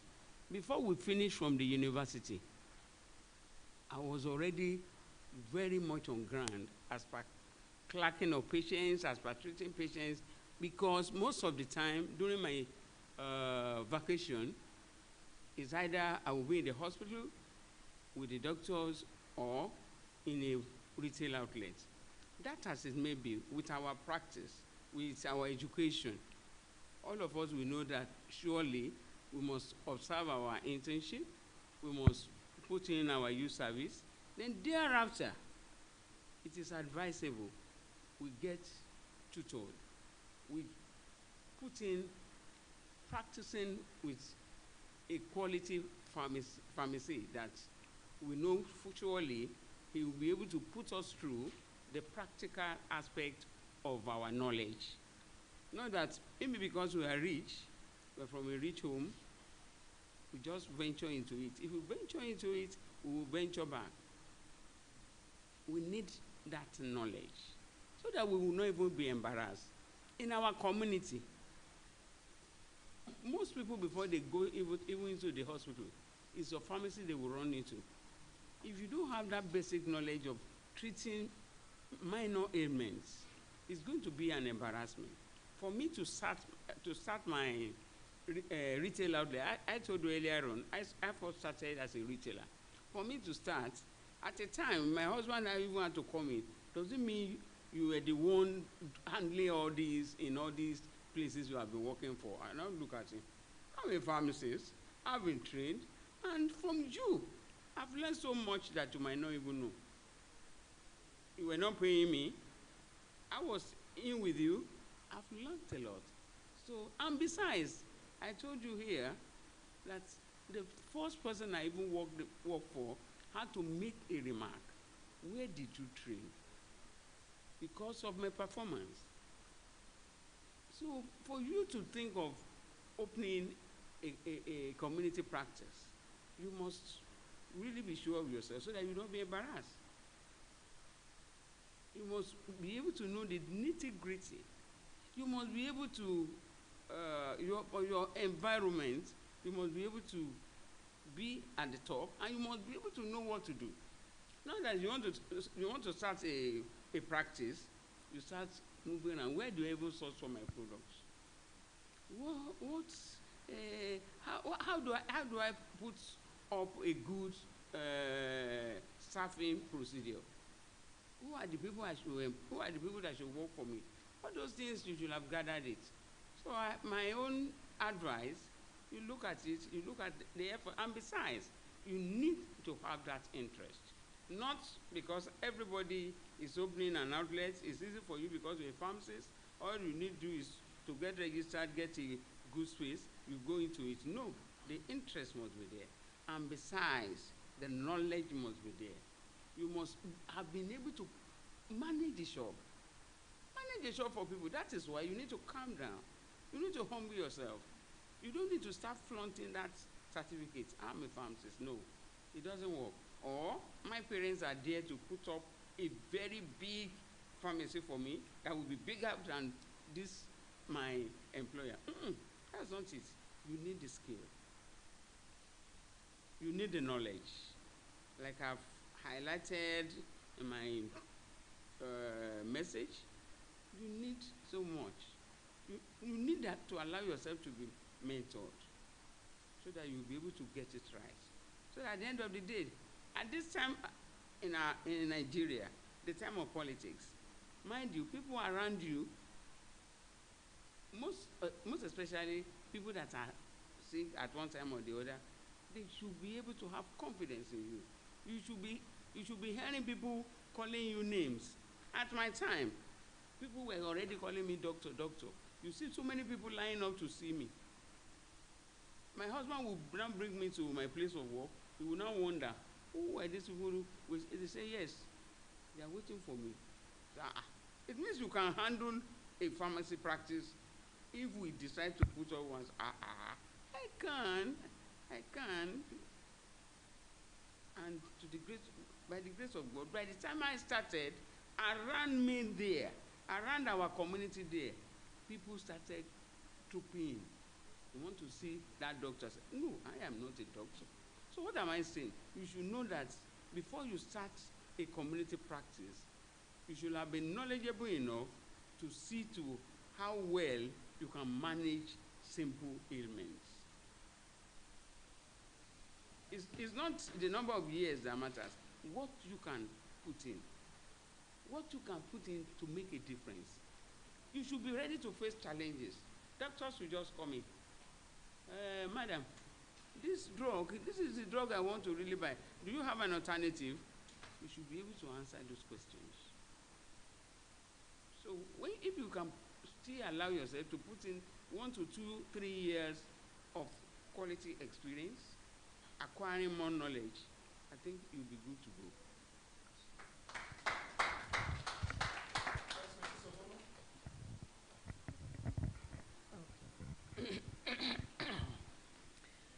Thank you very much, everyone. I want to first of all thank Pharmacist Ifeanyi. When he was talking about you should be able to make use of your experience and start consulting something, I remembered my daughter once said so, that mommy, you sit down here, calls come in, and you give the consultation free of charge. You should think of making money from me. So today he said it, I'm looking at it critically. All right, so yes, interaction, drug-herb interaction, I think that was the first question.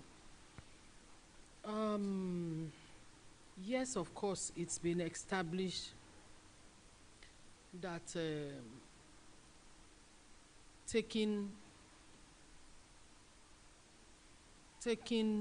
drugs along with herbs, especially when those ones that have not been listed by NAFDAC, you know, it's difficult for you to predict or rule out interactions.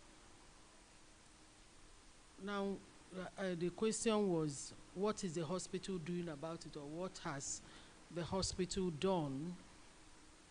I know Mrs. Onedu, who also worked at Igbobi, documented some of these interactions. She was doing a study on them because we had cases where a lot of patients came down, some with kidney failure and cases like that. We started looking into it and found out that where patients were admitted and being treated there in the hospital, a lot of their relatives that were coming in will be smuggling in products. Now, let me give an idea. The setting where I worked, most times there are patients that could just be on bed. Orthopedic cases take a long time to heal, especially for adults. So patients are hospitalized there for long periods.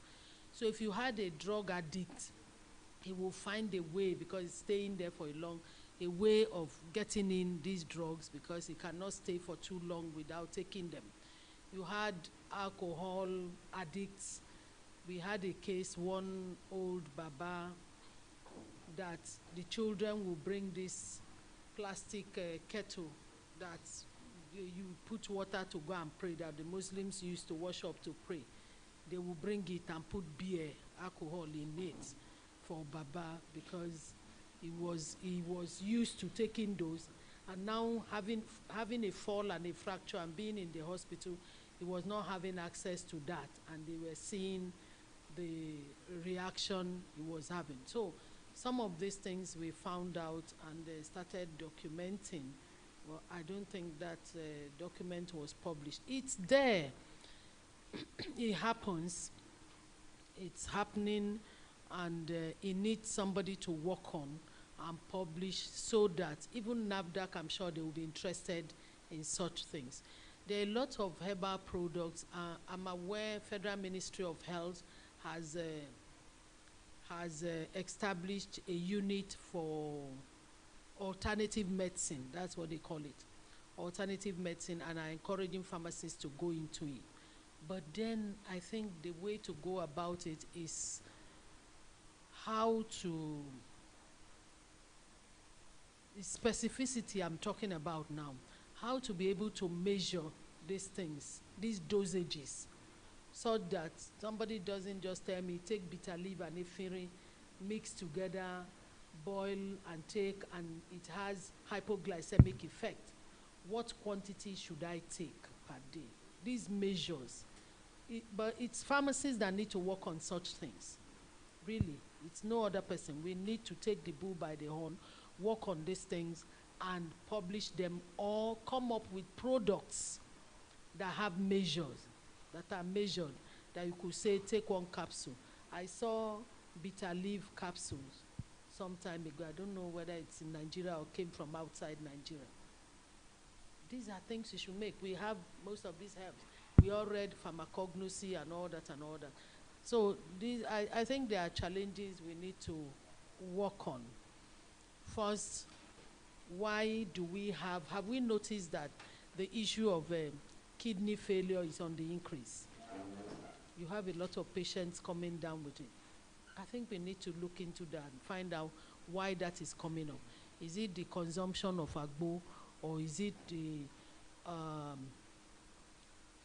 use of drug, inappropriate use of the drugs that is causing this thing? Or is it our food? Something we can put a thumb on is happening in that direction. On intervention on prescriptions, how to make interventions, or what you should do when you make interventions and the doctor says, no, this is what I want. I think basically it is how you make the intervention that matters.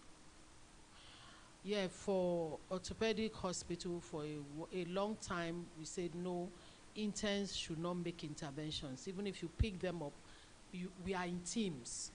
Each team has an assistant director, a deputy director, you have senior pharmacist or chief pharmacist, then you have grade 1 pharmacists, you have interns in each team.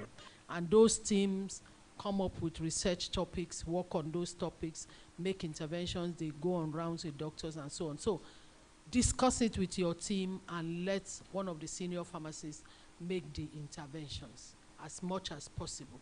Now, we've had cases where interns, a patient came and interns picked up a piece of paper and wrote, please, doctor, look at this prescription. What you wrote is wrong. I mean, if you were the doctor, how will you feel?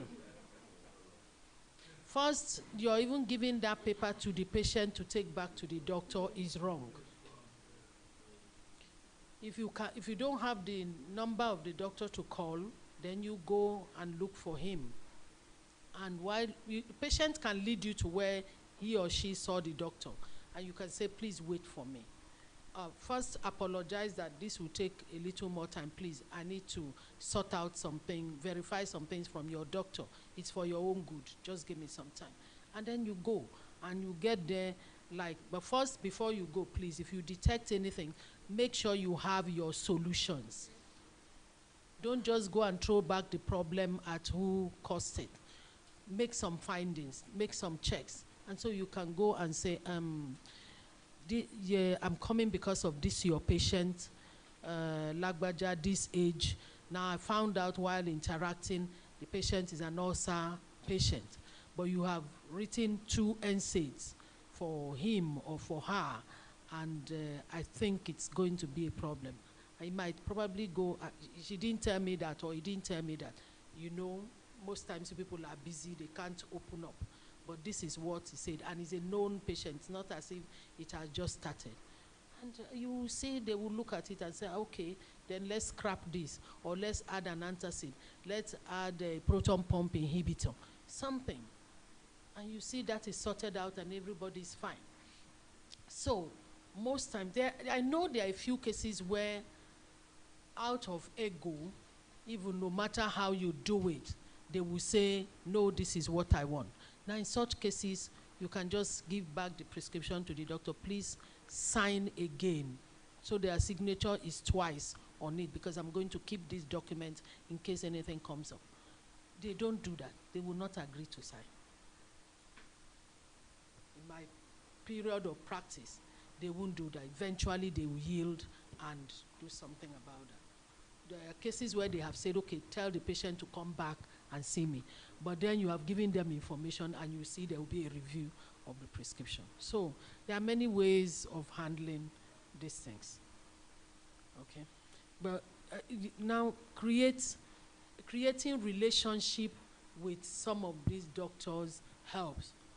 If you're going around together, you have a relationship, they are your friends.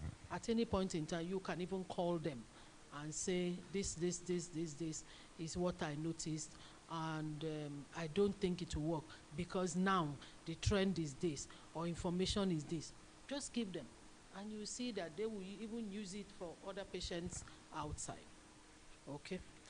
All right. The next something I have here is Igbobi issue and how to find a solution to it. I don't know how to answer this. Well, like Dr. Lulu Ojo said, working at Igbobi was not an easy task. Yes, people may look at it like you succeeded, you put up a story building, you have so many things attributed to you. It wasn't easy. It wasn't easy. You needed to parley with the doctors, with the head of the hospital, who is also a doctor, and all that, to establish a relationship and keep it so that you get things going. More so, being a leader, you know you're not working for yourself alone. You have people you're leading, and whatever decision or information that is being taken is for everybody. So there are times you need to, yes, even agree with them, even when they are rude. Yes, even when they are rude. I go to the MD's office between me and him, and he says terrible things, no problem. I want this thing solved. At the end of the day, I'll get it solved, because I know it is for pharmacists. But you know, I went through that. Even the building that was put up, do you know, a resident doctor told me to my face that, did you not get a cut on the amount that was used to put up that building? And I just smiled. I remember how the medical director then, whom we put up that building together, said the money we had, if he sent this project to the board, Orthopedic Hospital Management Board, run by politicians, that money will not be enough to put up, because they will come up with an inflated budget. And so we ran with it when Buhari had not set up the board. We ran with it, it got approval from the ministry, and we started it until we could do something about it. But all that, these are all things you would take. So where am I going? Because of this building, they believed I made a lot of money from the hospital. And so the current medical director that came up saw pharmacy as a gold mine. And as soon as I left, thought he needed somebody who will, who he can work with to make money. And that was what happened in the hospital. Fortunately, found one who was ready to sell her bets or her bet rights, to accept whatever he was doing. And so things started going down. Most of the structures that were put in place started going down. But we are praying that something will happen to negate that. Because it is not a matter, it is not a Mrs. Obono thing, actually. PSN Lagos State is aware, PSN National is aware of the situation. I'm sure something will be done to restore. Thank you. Thank you so much. All right, I have two questions. The first one is, where do you start your career in the industrial pharmacy space, especially with the core processes? Well, I think for most of us, you normally would have responded to an advert before you joined the company. So that's where you start. And I also mentioned something on the regulatory, the support department. Remember the value chain model I put on the screen.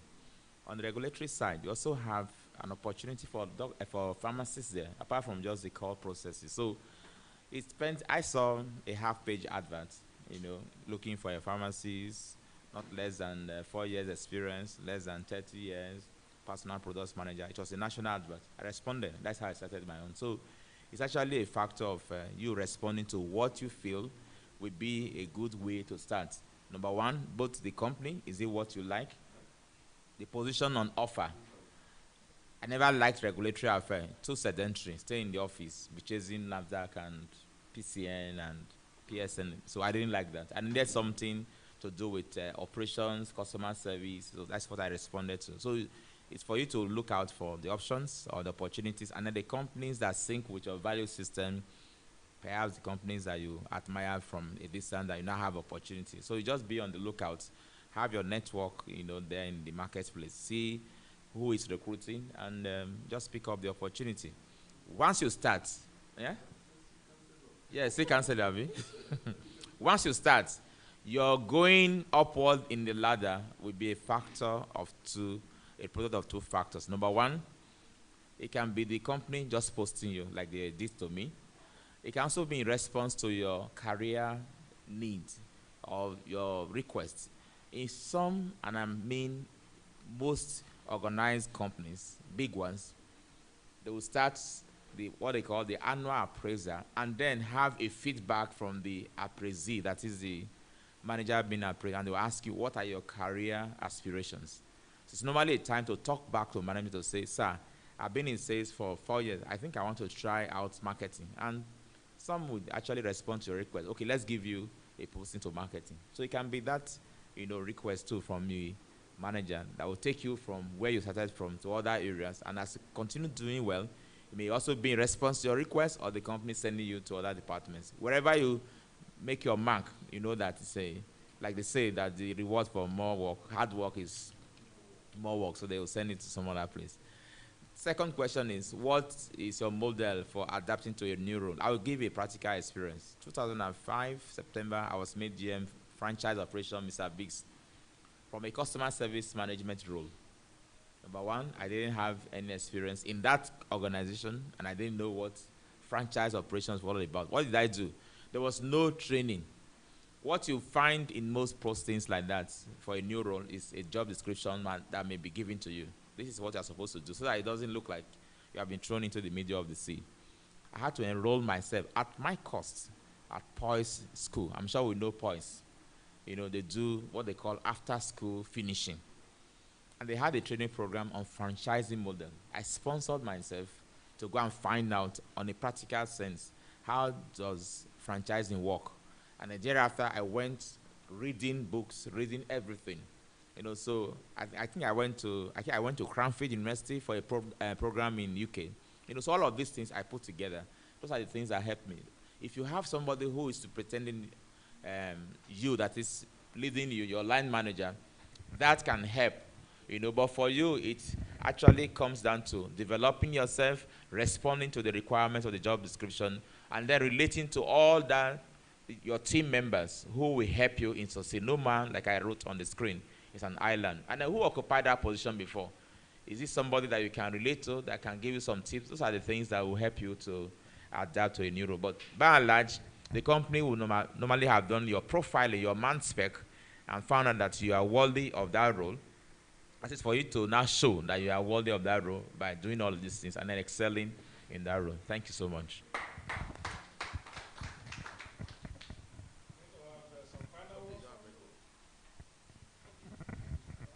Okay, for, final word. So my own will be pharmacists basically not allowing 5 years to determine the rest of your career. You know, let's say you are 60, like our big Oga is. Your pharmacy course was just 5 years out of that 60. You don't just allow 5 years of your life that a decision you made self when you were like 18 or 16 or 17 to determine the remaining 40, 50 years of your life. It's always good to say, okay, I've made this particular decision. You know, it wasn't where you were living when you were 10 that you're living when you are 20. So why should just 5 years of your life determine the rest of your life? So for me, it's, even if you read pharmacy, along the line, also be asking yourself questions. Is it time for me to move from this particular aspect of pharmacy to another aspect? Or is it even time for me to even leave the pharmacy practice completely? You know, I met a very wonderful photographer the other day. Took very wonderful shot. As we were discussing, I just found out that he read medicine. So don't just allow, you know, there's this other guy too in Glow, one of the directors in Glow. He's a pharmacist. Has actually moved out completely. So don't just say because you have AGPHARM, it determines and defines the rest of your life. That's just my own point.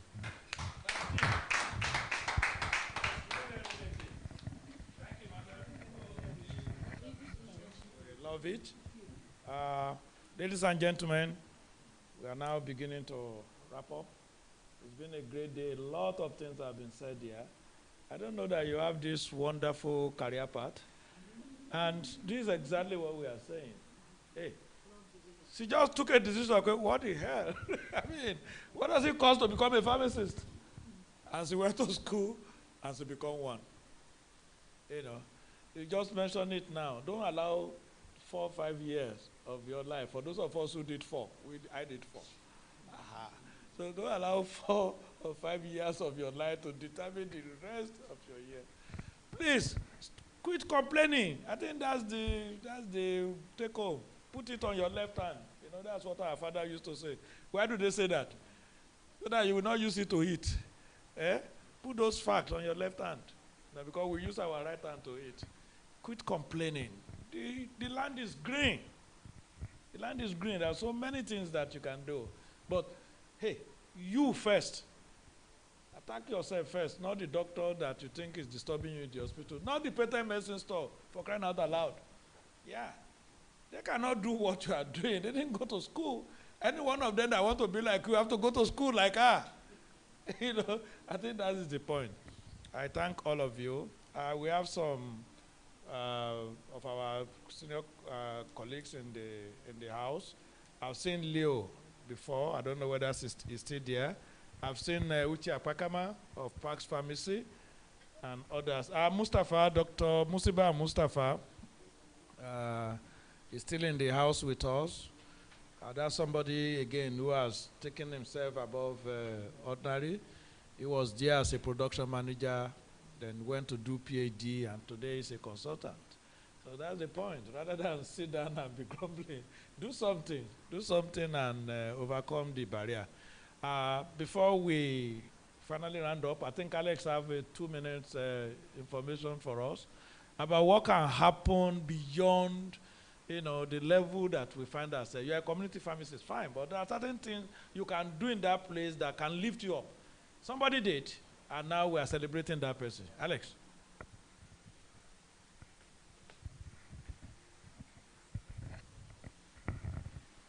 Okay, good afternoon, everyone. And I stand on the existing protocol. It's really been a very wonderful afternoon. The speakers, all the sections has really been one informative and educative one. Very briefly, I would just like to talk about one Henry Bullard Award. Is very open to pharmacists. Merit Healthcare in association with Biocodes Healthcare, our partner in France. We are bringing in an opportunity to all healthcare professionals, pharmacists inclusive, and this is an opportunity for us to pass this message across. The award is Henry Bullard Award, and who is this Henry Bullard? Henry Bullard was a French microbiologist who discovered the yeast Saccharomyces boulardii in 1923. He noticed people that were chewing the skins of leech and mangosteens, that it helped in treating diarrhea, and he identified the strain, which is a probiotic. He sold the patent strain to Biocodex Healthcare France, a French company, a French pharmaceutical company in the 1950s.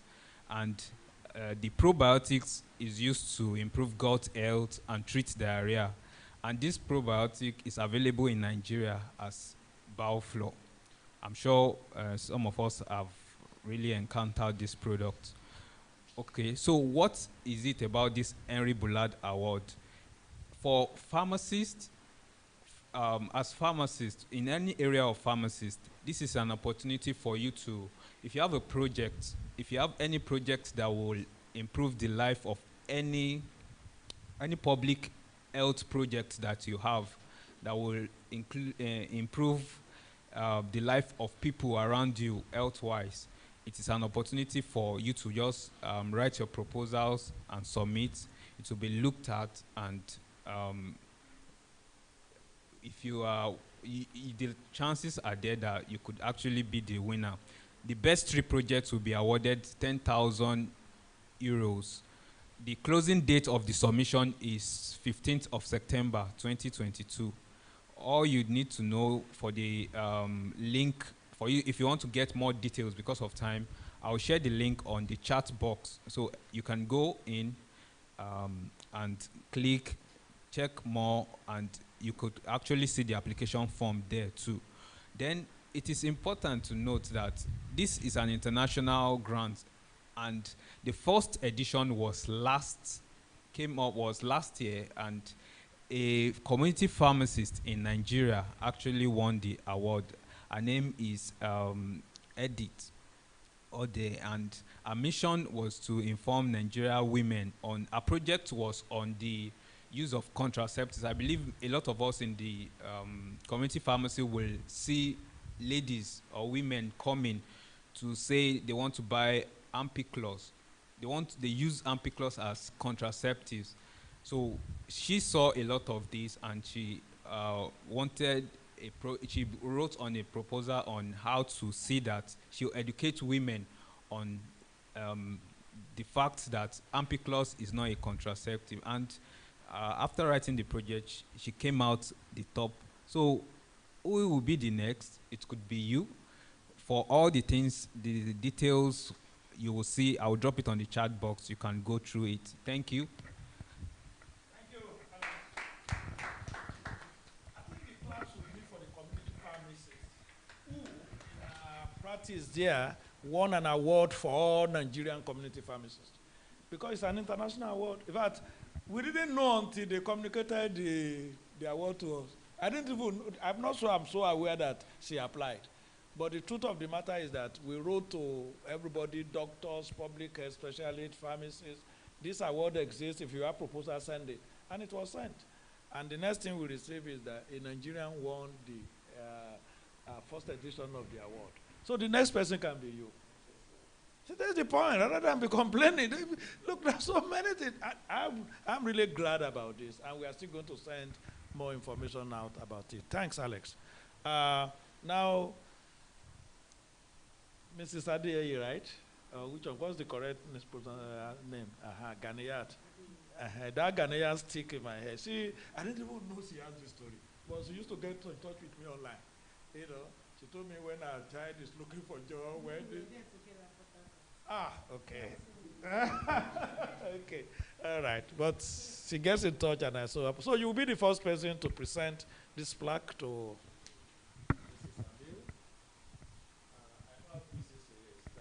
It's a law for the profession that make her, to get involved in this.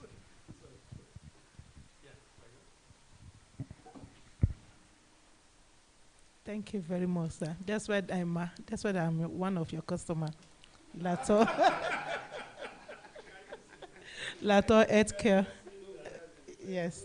So thank you for coming for this wonderful program, and thanks for the information that you shared, because some people will have the information and keep it. We appreciate you, ma. May God continue to bless you. Thank you.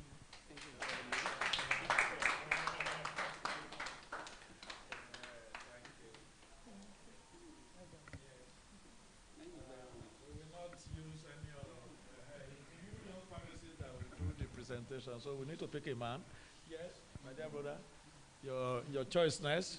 So, Mrs. Obono, look, I told you about this wonderful lady. She's the current chairman of West African Polytechnic College of Pharmacists Nigerian chapter, and she organized a conference recently. She was there at the academy, and when I told her again, I said, if it is for our pharmacists, I will do it. So she's here. Yeah, we can't pay you, but just take this as a token of our appreciation.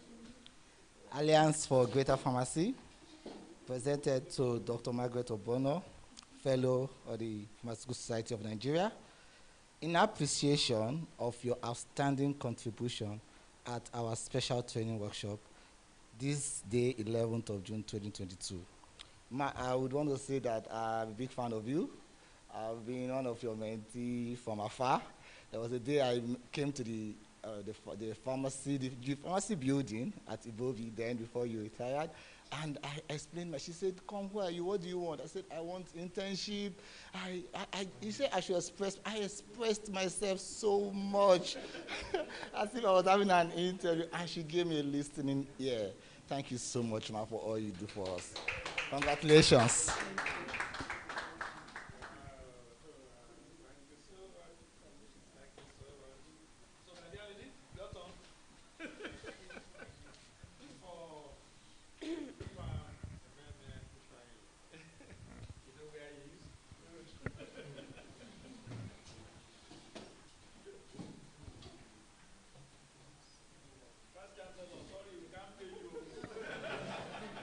Okay, Alliance for Greater Pharmacy present this. Alliance for Greater Pharmacy present this award to Farm Emene Ifani in appreciation of your outstanding contribution at the special training workshop held today. Thank you so much, sir, for the knowledge. Thank you very much.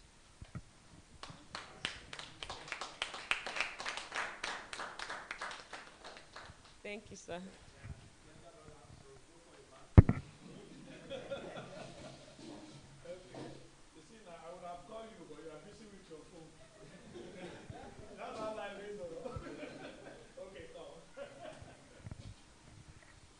Thank you. This is now for Dr. Solomon, my brother. You know, when you see experience packed inside one person, knowledge and experience packed inside one person, that's what we have experienced today. Thank you, Solomon. Just like HIE, you can't pay you. If you offer you a check now, you will say this is too small. Alliance for Greater Pharmacy, an award presented to Dr. Solomon Aibafo, FPSN, guest speaker today, in appreciation for your outstanding contribution at our special training workshop today, the 11th day of June 2022. Thank you very much, sir.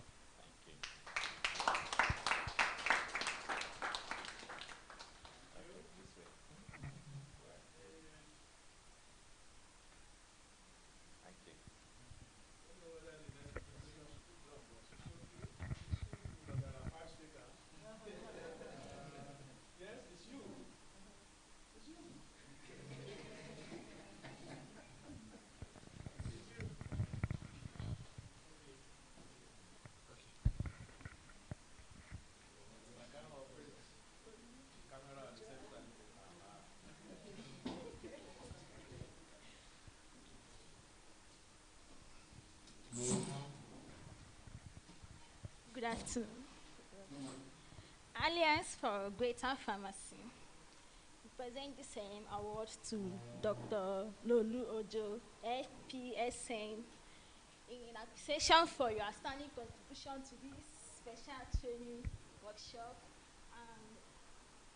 Thank you very much, sir. Thank you. Good. Thank you. Round of applause for her. I didn't know all along that we have an American in the house. Did you miss that accent? As he didn't Japan, he still stay here with us. Are you a community pharmacist?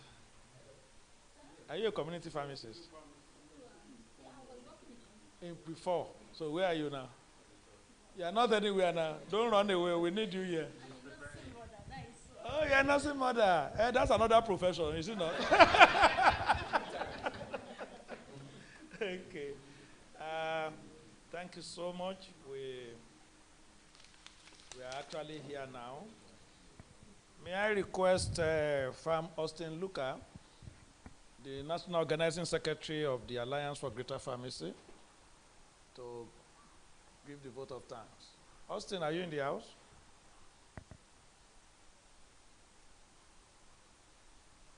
Austin?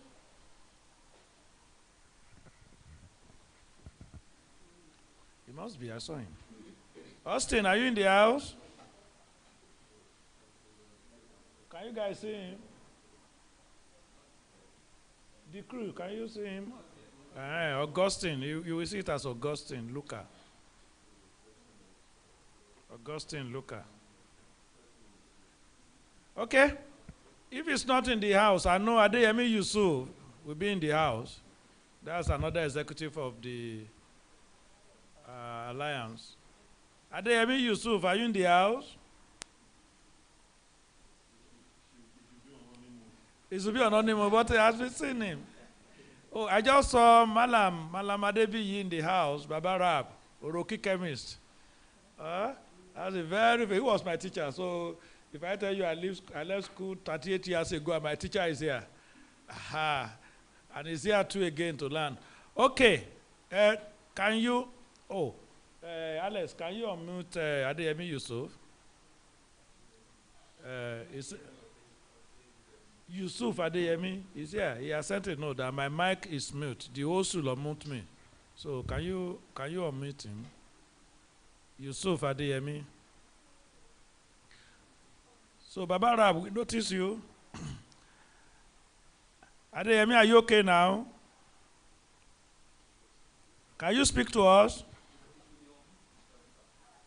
No, he said you should unmute yourself. That it's possible for you to unmute yourself. Adeyemi, if you can hear me.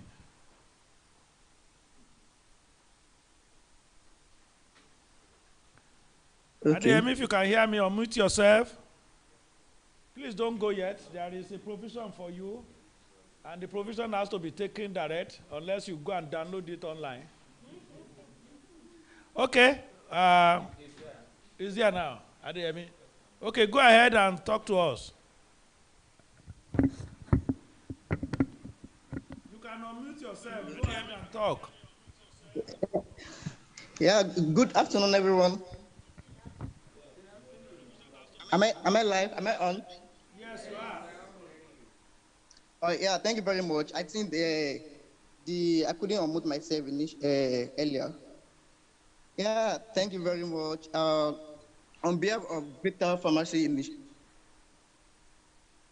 on behalf of Alliance for Greater Pharmacy, I would like to appreciate all our speakers for the wonderful presentations, and I really appreciate them.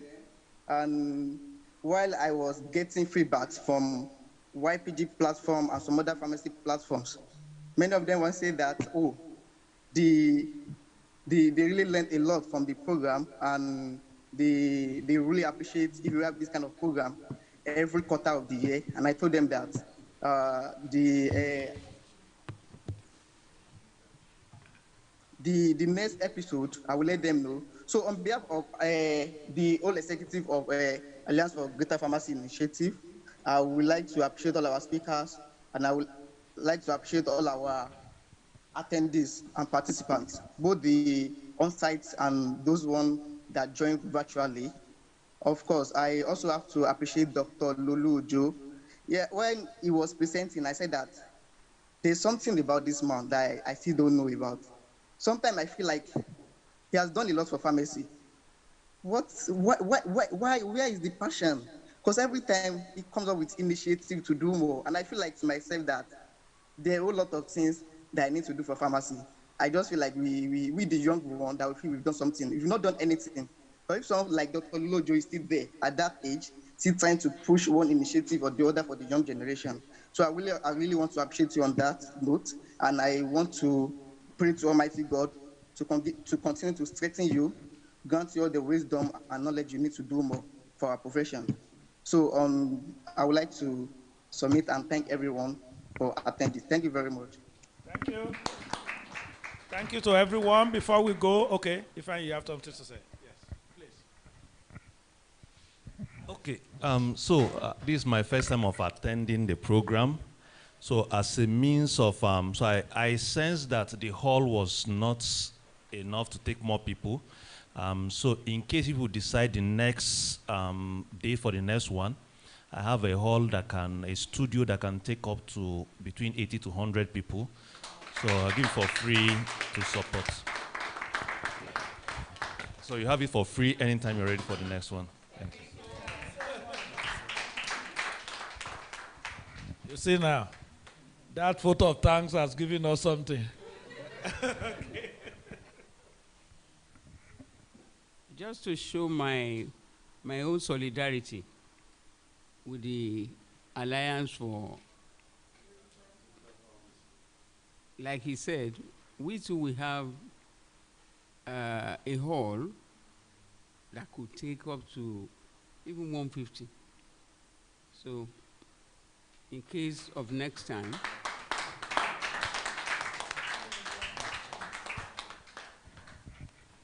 I thought Solomon wanted to say something.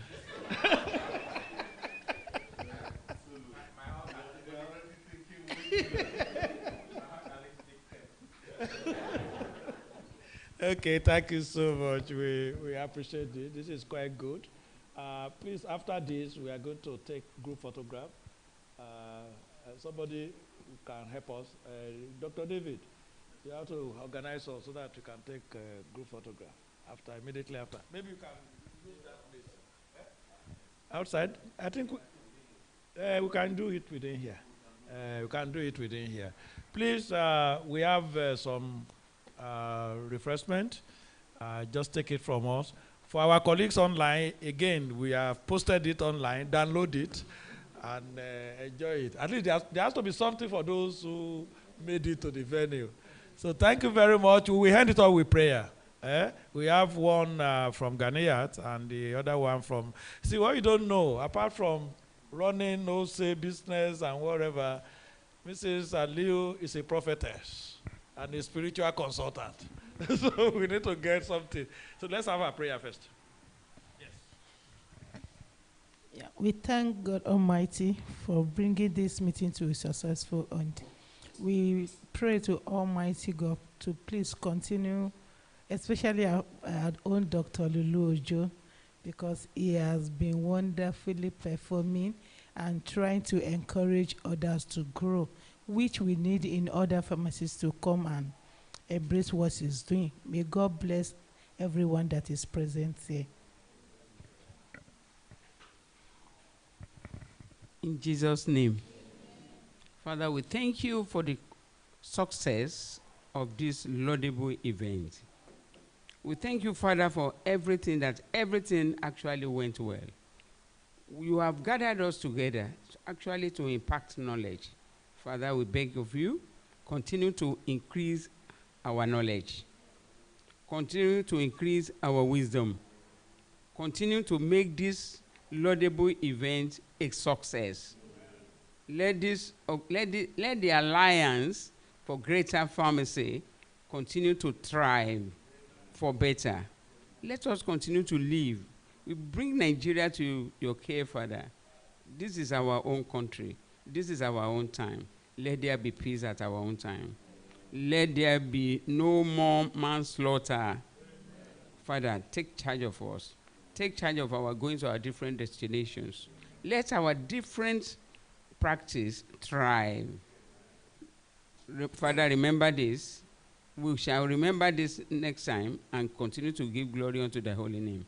Take us through so that by the time we have another opportunity to gather here together, we will be glad to come together and give glory unto the holy name. In Jesus' name we pray. Amen. Thank you so much. Please, like I said, take your position. Then let's take group photograph. It's very important that we take group photograph. Yeah. Can we use that? We just form like. Oh, yeah, yes. Some of us will sit around the table. Let the speakers come. This is Sobono, Mrs. Anil.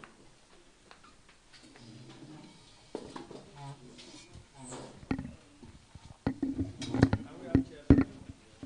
5 of us.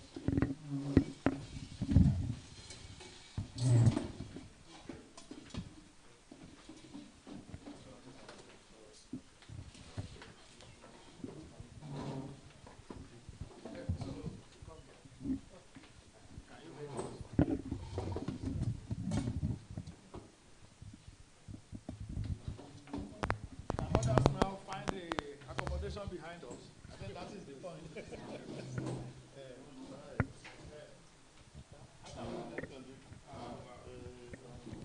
That's why I was thinking of that. I think they can stand, and then some will stand. Some behind, he will take everybody.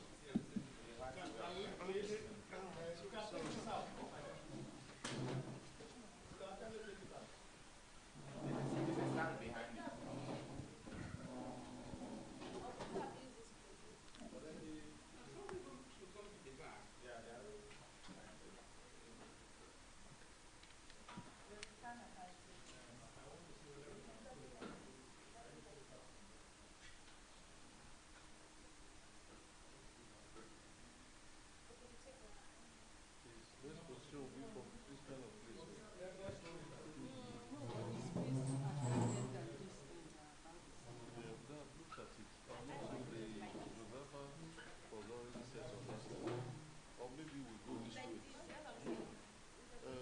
Dr. Lulu, let's move this way. Yes, we just. Yes, I think we'll clear those chairs. Will you be able to, the camera will be able to At an angle. Yes. Let's say I need to 5 chairs.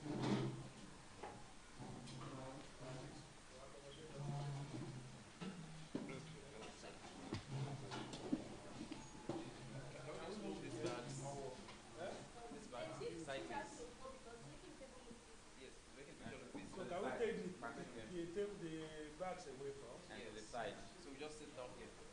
Okay. No, we need to have 2 layers. Okay. One will sit, others will be at the back. And we can put them in the. That can work. So let's take let's just put let's put them beside just for a while. Oh yeah, we need this chair. Thank you. We need 6 of them.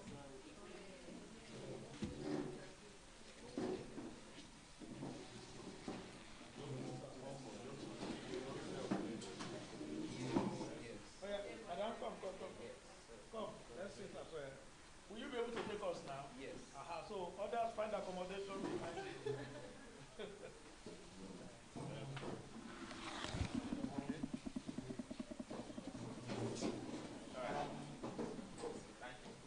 Anyone not smiling, don't take them. Just cut them off.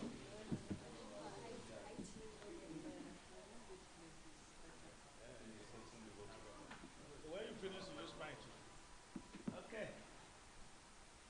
Are you going to show up there? Come on, there, find accommodation for yourself. Find a space. Come on, then. Find a space for yourself. If I climb, it doesn't matter. If you can climb, maybe last. Okay. You're taking it.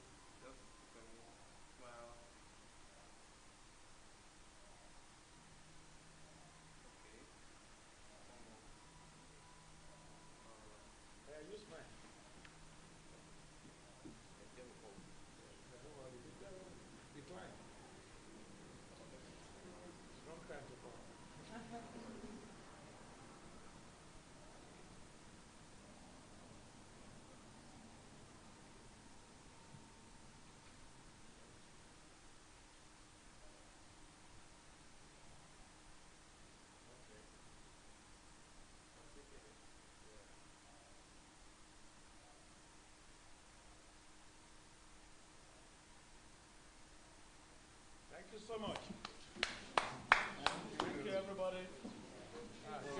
calling. My HOD. My HOD, how are you?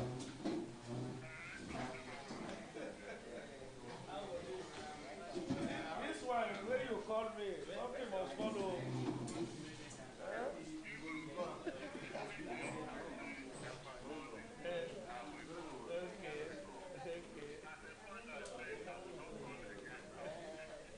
You will come.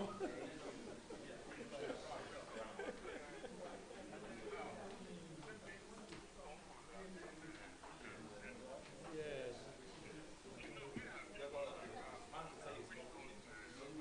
I know.